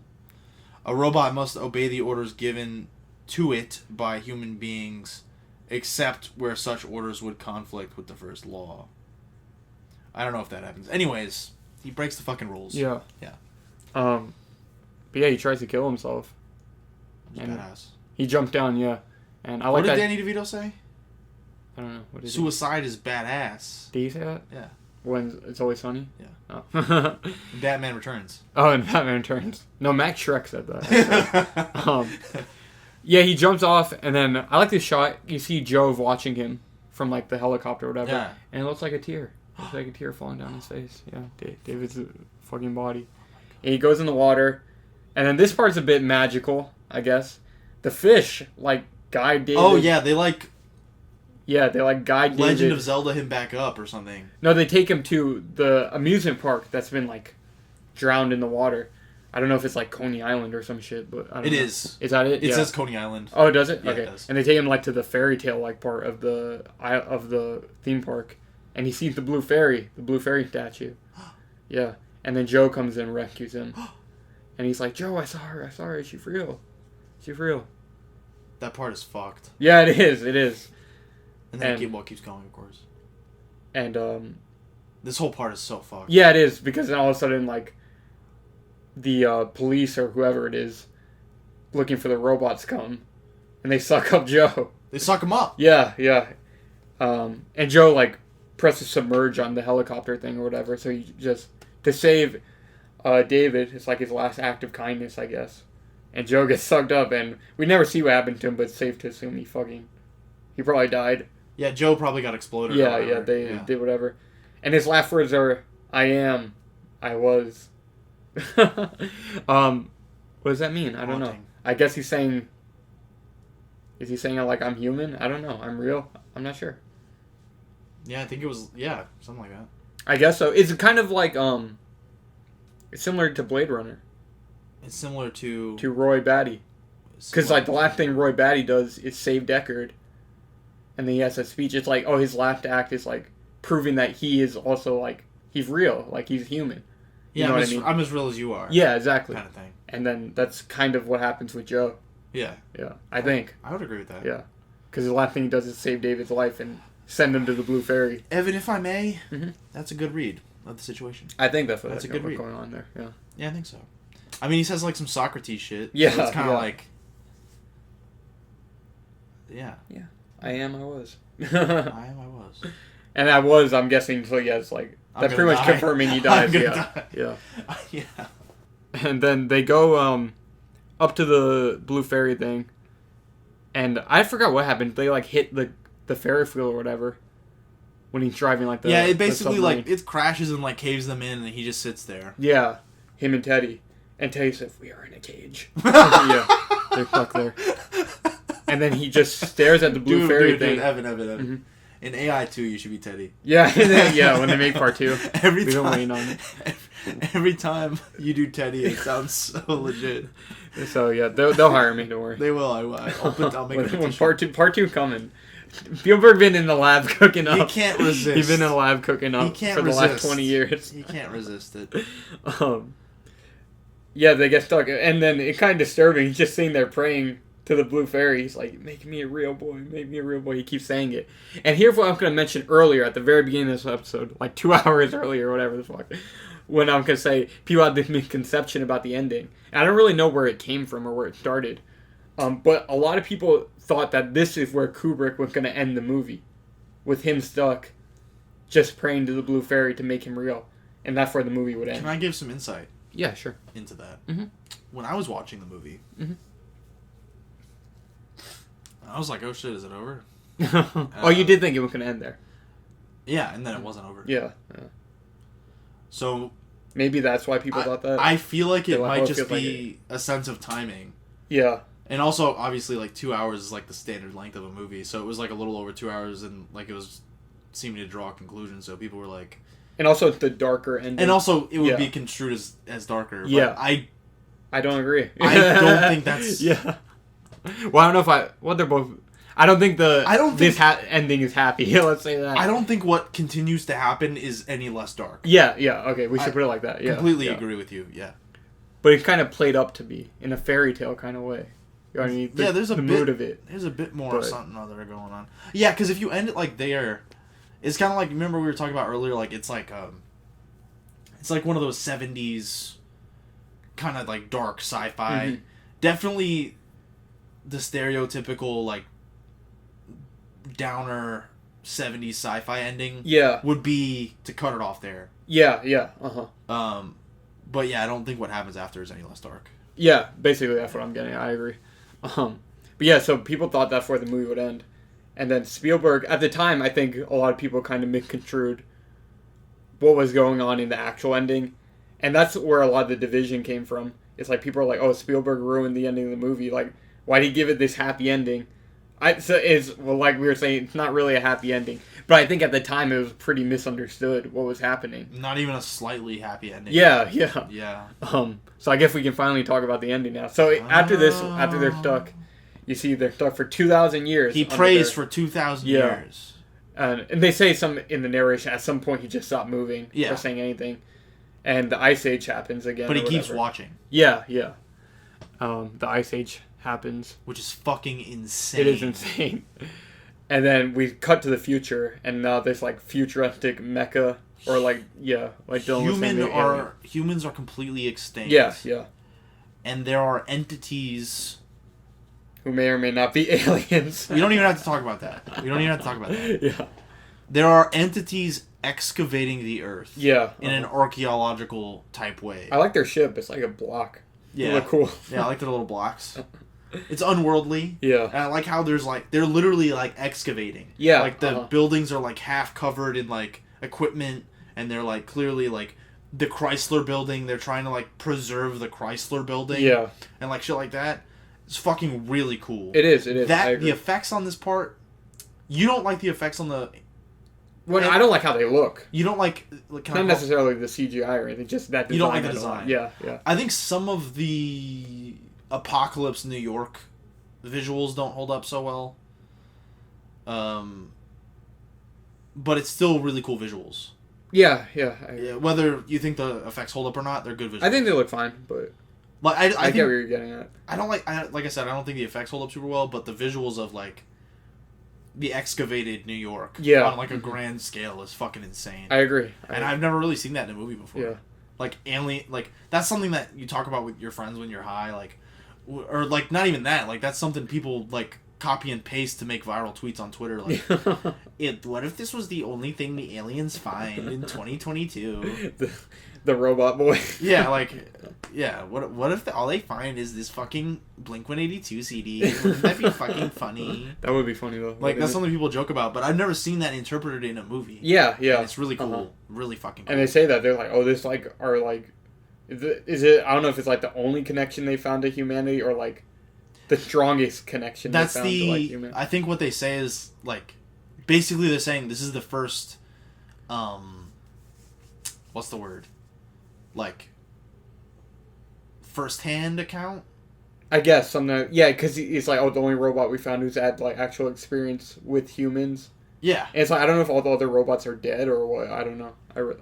Well, they're dead probably, but like what happened to them or the remains, who knows? Yeah, because that would imply that they found robots that haven't met humans. I'm not sure. Yeah, I really don't know. But I think really what they mean is like, oh, we have all this like we can find like bones and like broken robots and footage and stuff. But it's like a living robot. This is something that's interactive with humans. And they can like see his memories like or whatever through his fucking chip yeah. or whatever the fuck he has in his brain. Like, they bleed it into their faces, which is cool. That did look kind of cool. But just in general, I'm not crazy about like that design because it's very like Kingdom of the Crystal Skull, Close Encounters of the Third Kind type shit. The way they look is very Spielberg to me, in my opinion. I agree. I agree. But anyways, it doesn't break it for me though, so it's fine. They're not quite like pleasing design to me. Like there's a weird shape in their hips and on their hands where I'm like, that looks like lazy CGI. Mm-hmm. Like it looks like their designs aren't fully formed to me, almost. Yeah, it's weird. It's weird. Like not in like like that's a creepy alien type way. Mm-hmm. Like in a like they're getting lazy animating these kind of way. Like a little bit, but they're already at the end of the movie. I kind of like them. I kind of like them. But yeah, so they find David, and like I said, they're doing like excavation or whatever. They find David and Teddy, and then they like read David's memories. Yeah, and they're shocked. Yeah, they're shocked. Like, oh my god, he's have all the connection to humans. Yeah. And I forgot what. Oh, they want to give him like, in like as a thank you, I guess. They kind of want to help his dream come true, something like that. Yeah. And I think at the same time, it's probably a bit of an experiment for them. You know what I mean? Yeah. Yeah. Yeah. But I think also... I don't think it's completely wholesome. Yeah. Yeah. Yeah. So they show him like a projection of like the blue fairy. Yeah. Yeah, and they animate the statue, basically. Yeah, They animate the statue. Yeah, because she looks exactly how the statue looked. Yeah. And they're like, yeah, she's like, I'll grant you a wish, David, or whatever, and obviously he grants... I mean, he wishing to see his mother. And they're like, oh, nope, sorry, she's dead. But we could bring her back if you have a piece of her DNA. Because they said that, like, they try experimenting. They might be a little bit later, once he talked to the actual mecha. Yeah, right before they actually bring the mom back to life, they kind of explain the logistics. Yeah, And she's like... But I think the blue fairy kind of describes in a more magical kind of way. It's like, oh, if you have a piece of her or whatever, I can bring her back. Yeah. And Teddy's held on to the hair for 2,000 years. And David grabs it and he's like, yeah, now you can bring her back. And no thank you to Teddy. Yeah, no thank you to Teddy. Yeah. He treats Teddy like shit, honestly, yeah.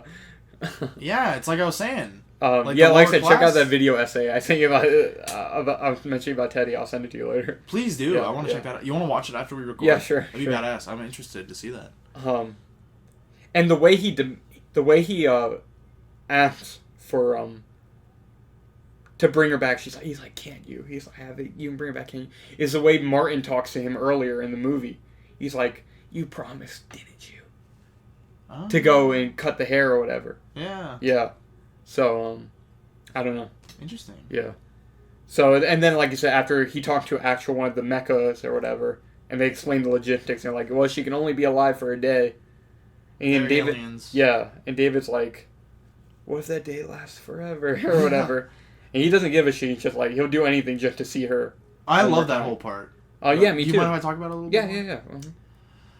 One thing of like lore in this movie, there's very little like, I guess lore. I don't know what you want to say, but all of it's kind of generic, like robotics, like for the sake of the movie. But one thing that I thought was really fucking interesting. Like, this is crazy, like, God-level knowledge, right? And this is really cool, because this is kind of the shit that I would expect aliens to know. Like, crazy shit. I don't even know the words for this, because it's such a crazy, nutty concept. Okay. Basically, they say that, like, one soul's, like, path through the cosmos, once it's turned off, like, someone dies. Once someone dies, that pathway is kind of dead. They can turn it on again once, but that's it. And once that person falls asleep, it's gone forever. Yeah. So basically they can... It's kind of an excuse for, like...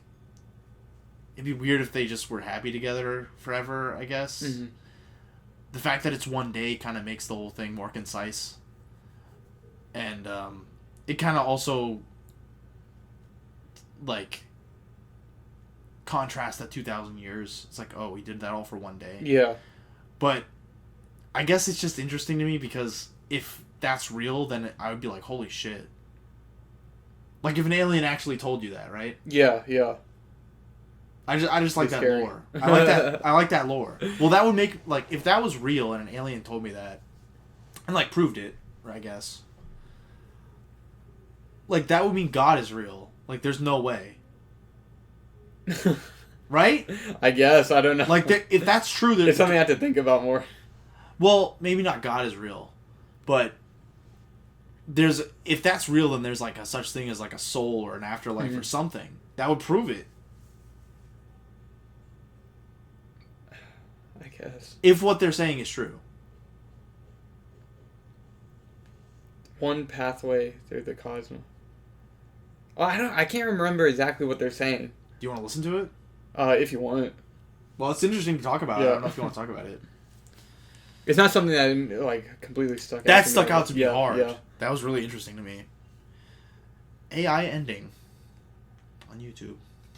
You got pulled up on the computer? This 2009. This is the movie I keep in my heart forever. Is that how you feel? Yeah, of course. Okay. Oh, so yeah, I get what you're saying now. I listened to it. I clapped for the edit. Yeah. See? Does that kind of like if it's true what they're saying? Well, you kind of have to take that as true. Yeah. Like, does it kind of help distinguish humans and robots? I don't know. Because at the end of the movie, they say that he goes to sleep and dreams. Yeah. So is he going to have like a... Except he didn't dream. He fucking died. But... But what they say though... Yeah, he goes to a place where dreams are born. So does he now have like a cool God universe thing? Yeah, I don't... In the sky. Maybe. I don't know. But my point was, like, I just wanted to say that was a really interesting, like, concept. Yeah. Like, I think it was just... I don't know if it was just there to give an explanation as to what's happening at the end, but it's, like, a really interesting, like... I've never seen, like, a science fiction thing that kind of, like, proves some form of God or something. That's really interesting. Yeah, I know it's what you really mean. Cool. Yeah. I don't know, it's just a cool idea. Yeah. I get what you're saying, yeah. And then, yeah, it does kind of help go into the ending, though, with David. Yeah. Because it's like, oh, is he human? By the very end. Because the end of the movie kind of, right here with the aliens, not robots. Mm-hmm. Dumbass. Oh, yeah. I'm just playing. But... that kind of puts extra significance on a human being and on like some kind of soul. Mm-hmm. So I don't know, it kind of gives you like a tangible like, oh, does he like... Yeah, is he a real boy? Does he die in the same way? Yeah, it's a good question, yeah. And if he dies in the same way, then this movie's really fucked. Yeah. Yeah, so I guess we'll go... So yeah, like we were saying, they explained the logistics of it, and he can only have one day with his mother, and he doesn't care. He doesn't want to live the super mecha. He wants what he wants. He wants to see his mother. And so they bring her back from the strand of hair, and then you see like him spend one day with her. That scene's pretty amazing. Yeah, it's a really good scene. It's very clearly not her. You know what I mean? I don't know if it's not her. I personally don't think. I personally don't think it's her. I think it is just like a clone. Well, no, I mean, of course it's not literally her. She's dead. Yeah. But I think it's, like, in the same way that, like... But I don't think it even has, like, her same mentality. Do you think it's even like a real person? Good question. I don't know. I guess for me, just for the fun of it, I like to believe what the aliens were saying were true. Mm-hmm. The Slendermen. What they were saying. I like to believe what they're saying is true, so I like to think that, like, there's, like, some remnants of that person that they can call on, but once they die, they can never bring them back again. Yeah. I don't know. I think that's a really interesting concept, and I think... this is just what my interpretation is. Evan. Mm-hmm. Okay? Is that... I think it's kind of like when they clone, like, sheep and shit. Or, like, when they're... when the elites are cloning children and eating their... hemoglobin or whatever. Yeah. It's like... part of them is the same. Yeah. Like, I guess you could say, like... some of their nature is the same, but not their nurture. Not their experience. Yeah, no, I agree with that. All I'm saying is that it's not the same person. Well, I don't think there's any. Like, maybe he's like a child, so he doesn't care. Yeah. Like, either way, but I don't think that aliens were like, oh yeah, like we bringing her back to life. Like, no, they're making like a new her. Yeah. Well, I'm not even necessarily saying that for like their thing, but I think in David's mind, it's like it is her. You know what I mean? But like I said, like he's a child. Yeah. So I agree with that. Yeah. And then you see, they just kind of spend this day together. I actually, you know what's fucked up? Mm-hmm. Usually in those like cutesy, like, oh, like the parents hanging out with the kid, like I'm like, this sucks. But the part where they scared Teddy actually made me laugh, like out loud, like a baby. It made me laugh. You're like, you know what I'm talking about? Yeah, I do know. Because the whole movie has like this tone of like, it's not like a happy tone. Mm-hmm. It's like kind of like a creepy, weird tone. So when you see like the mom and the son, the mom and David, like running together, I was like, what the fuck is going on? Yeah. And then Teddy starts like chasing them. I was like, what the fuck?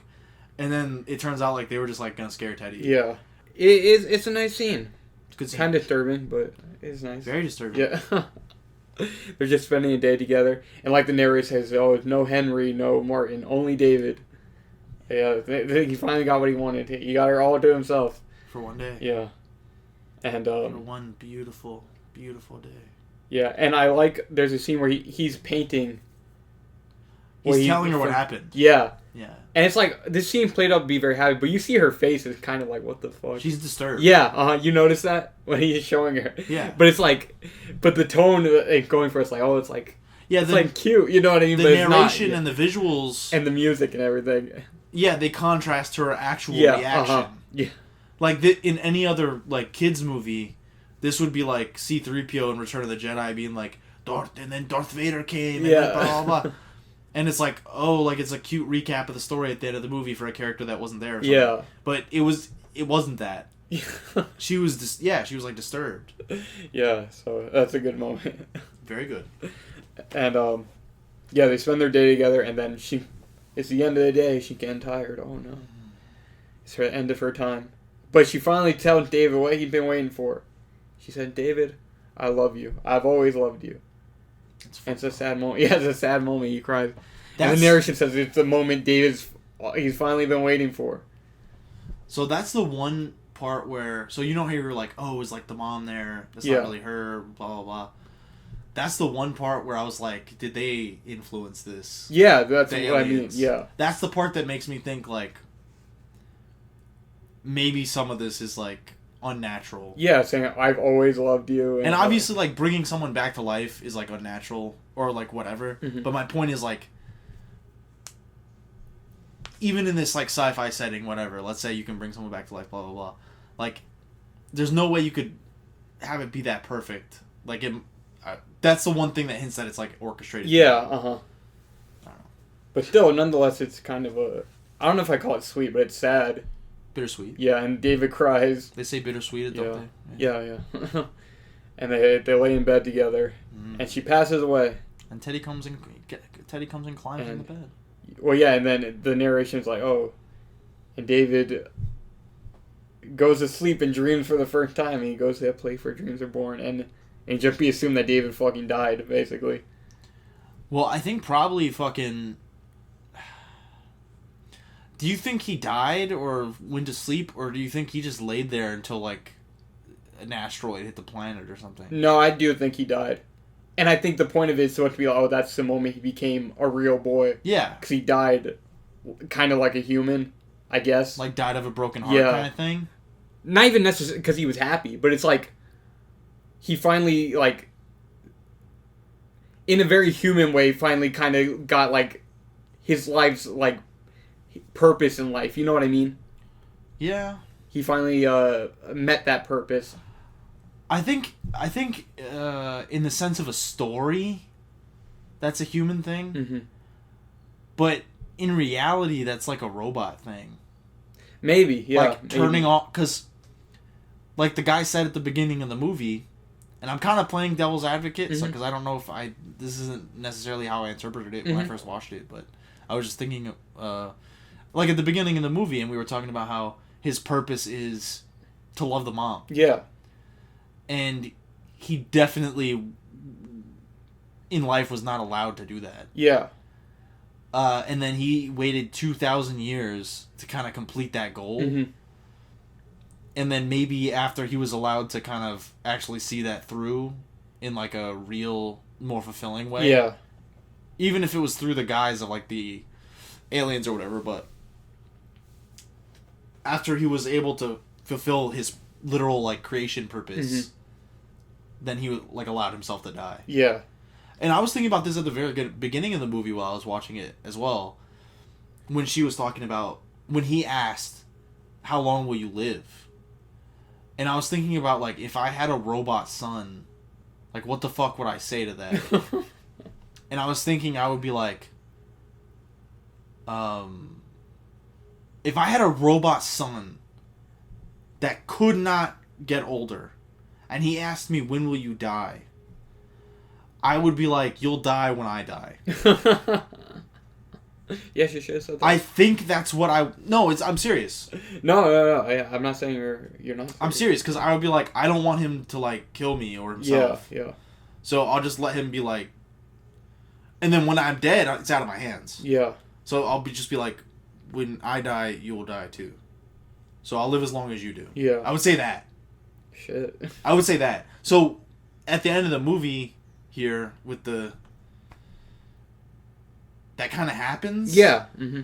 And in real life, I kind of think this is true. Like, the worst thing that probably can happen to you is your child dies before you. Yeah.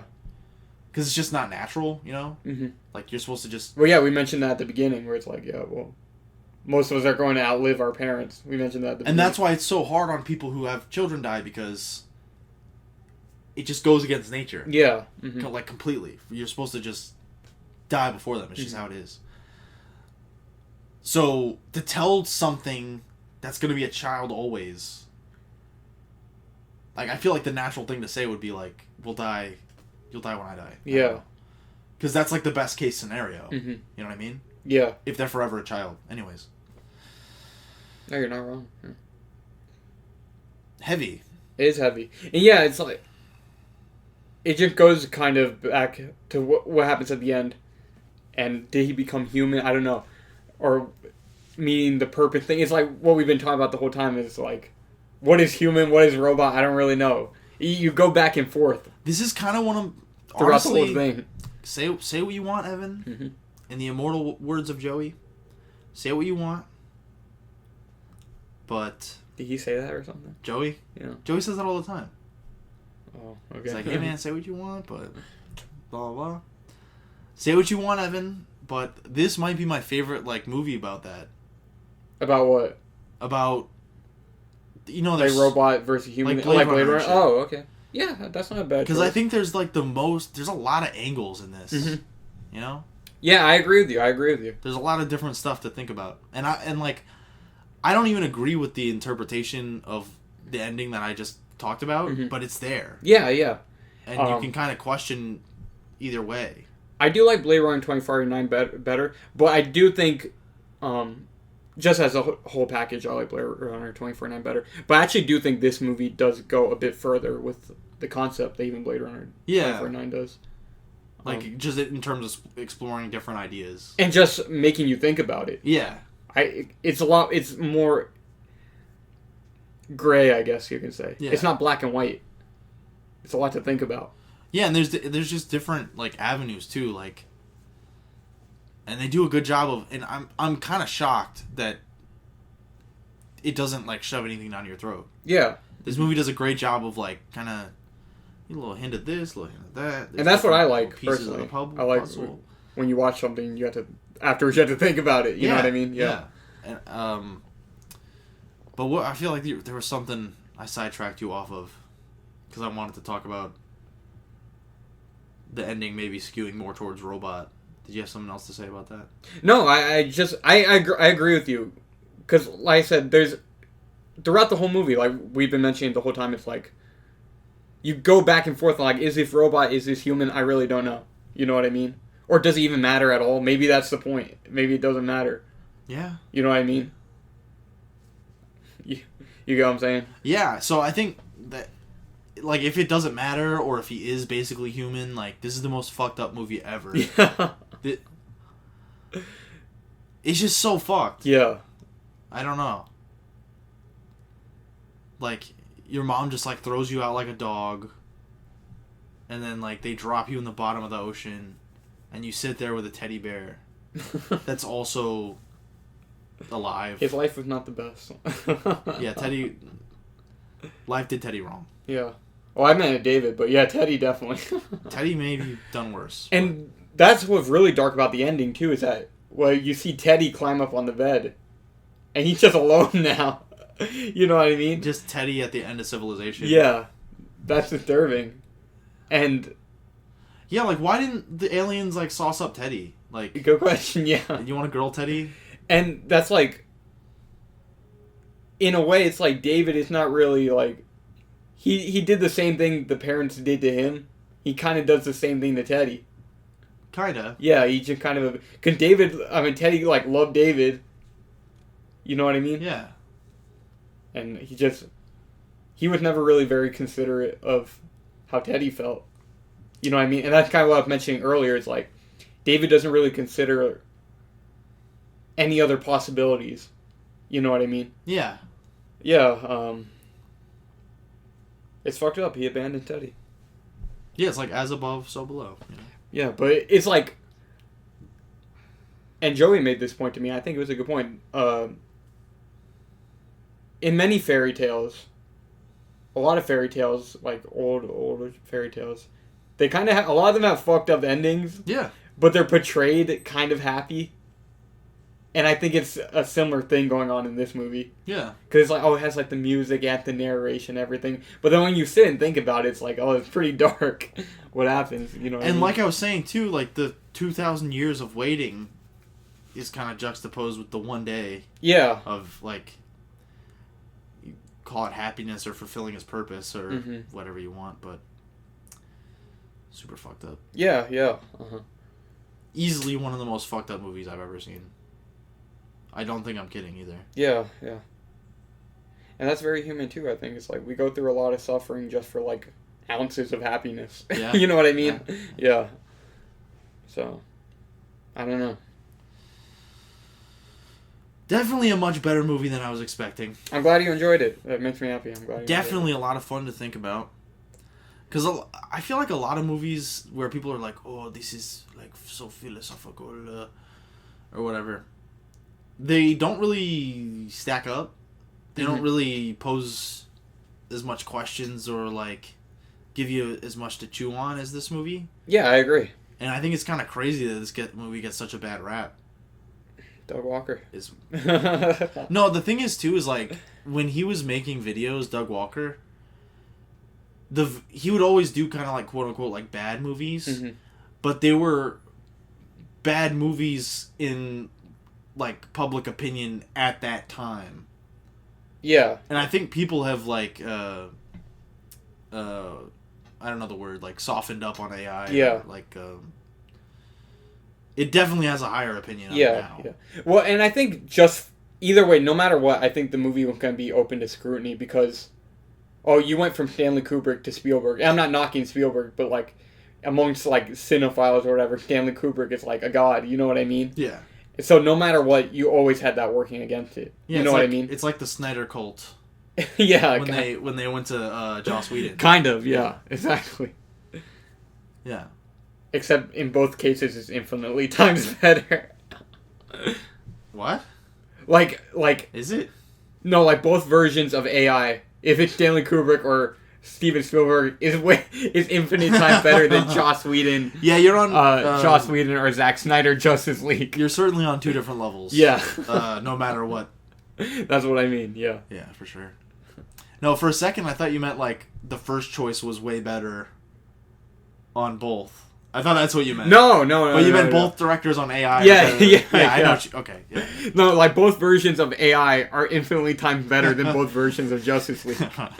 Very different gaps. Yeah. But yeah. So I think no matter what, it was people were gonna be like, oh, Spielberg. You know what I mean? Yeah. Because in ways he can kind of get a bad rap, even though he's like a legend. You know what I mean? Yeah, he was like the Joss Whedon of his day. You know what I mean? No, I would not compare the two. Spielberg is much better than Joss Whedon. Well, I would hardcore agree with you on that. But what I mean is like, people were like, oh, this is like mainstream schmaltz. Yeah. Yeah, people look at Joss Whedon that way too. Yeah. Even though Joss Whedon only did like one mainstream movie. Yeah. That was a success, but that's fine. Thanks, Joss. Thank you, Steven. Thank you, Steven. No, thank you, Steven. I didn't expect to like this movie so much. This might... No, it's not my favorite Spielberg movie. But it's definitely... It might be mine. I don't know. Well, for you, you've been watching it since you were 2 years old, so...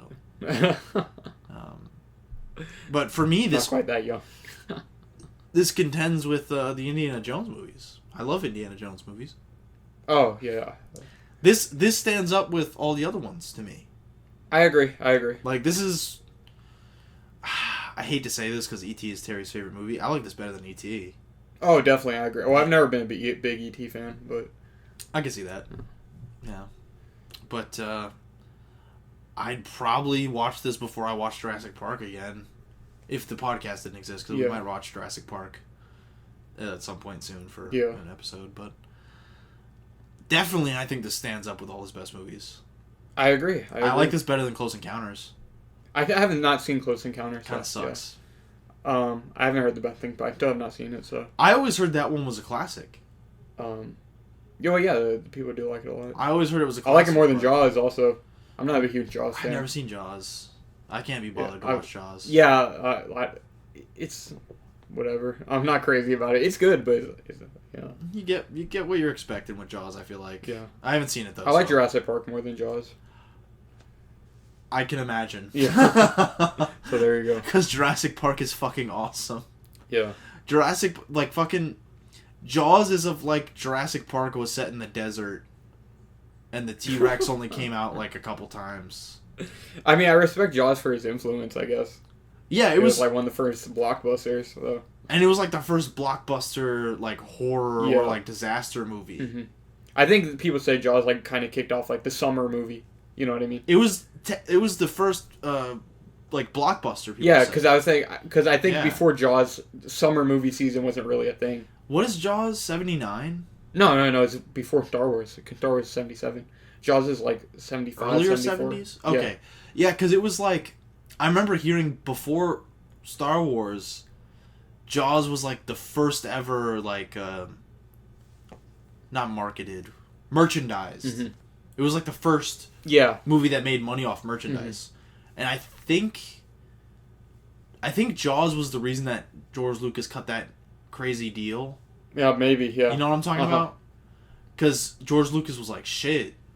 Like, the merchandise... Made the money off the merch. The merchandise on Jaws did crazy, so he was like, you can cut me a deal for this, this, and this, but I want 100% of the merch. Yeah. And then they were that was pretty forward thinking. Yeah, because he just saw Spielberg and he was like, huh. Yeah. Like, that's like, okay, I see you. So there you go. George Lucas is a genius. So blame Spielberg for all the capitalism. Blame Spielberg for the fucking... Honestly, the destruction of cinema did begin with Jaws. It wasn't even So blame him. Not even that good of a movie. You hate the MCU. blame Steven Spielberg. Jaws so that you could trace it back. No, but I respect Steven Spielberg enough where I'm like, okay, whatever. You did that, but at least you're a fucking auteur. You got some vision. Spielberg is goated. Yeah, so. Spielberg is goated. I respect you. His hand in Pixar and DreamWorks and Apple. Yeah, he has his hand in a lot of shit. Yeah, Spielberg is very influential. So yeah, that's all I gotta say about AI. We're already over the 3-hour mark. Well, I guess all I gotta say, Evan, is this was a wonderful episode. Thank you for taking the time out of your day to come and talk to me about it. Thank you. Okay. I'm glad you enjoyed it. Thank you for the listeners for listening. Thank you to Steven Spielberg for directing this movie that is pretty freaking good. Thank you, Stanley Kubrick, for leaving behind what you did. Thank you, Stanley Kubrick, for what you left behind. Yeah. Thank you to the aliens, as Tommy Pickles would say. Thank you to the aliens for coming. And as we end the episode, can I read one final quote? Yeah, we have a final quote for you. Our classic final quote. I'll read a final quote from film critic, what is his name? Jonathan Rosenbaum, former film critic for the Chicago Reader. Oh, crap. He wrote on Letterboxd about AI. Only Kubrick and Spielberg working together on different time planes could create such a philosophical and intellectual heartbreaker. There you go. We should have led with that. Be a shorter episode. Yeah, probably. No, but he's speaking facts. Yeah, so it is kind of a testament to the movie, like the way Doug Walker used to, just real quick. Mm-hmm. We'll end real soon. Okay. But the way Doug Walker talked about this movie to me when I was 13, I was like, "Oh yeah, they try to like mix two movies together and it's shit." Shit. But their styles blend perfectly. Not that Stanley Kubrick actually directed it, but I definitely think Steven Spielberg like took some cues. Yeah. And some influence. And I think Steven Spielberg probably did exactly what Stanley Kubrick wanted him to do. Well, that's what he says he did, yeah. He says, like, I get criticized for the ending of AI, but that was Stanley's vision. That's what he says. Yeah, I think definitely Steven Spielberg, like, he was like, oh, well, there's some darker elements that I think Stanley was I'm not on a first name basis with him, but Stanley Kubrick was attracted to initially, and then he kind of he ran with the torch. Yeah, he ran with the torch. I agree. That's all I'm trying to say. 3 out of 3 stars. Evan, you give it 8.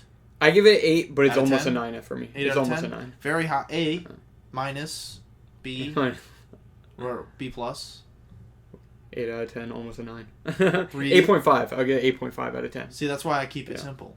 Yeah. 3 out of 3 stars. Great movie. Great discussion. And I think that deserves a like. Please. If you want to hear about... it's our longest episode in a while. If you want to hear about Master of Disguise... Oh, yeah. Next week, hit the subscribe button and hit the bell. Are you for real? That's what we're doing next week? And then, you'll have to hit the bell to find out. I know you're excited for the Master of Disguise episode. The turtle. And if you have any thoughts on AI... I know if you listen this far, you have something to comment. Fucking for real. Please comment it. For real. And we'll see you next week. Thank you. Goodbye.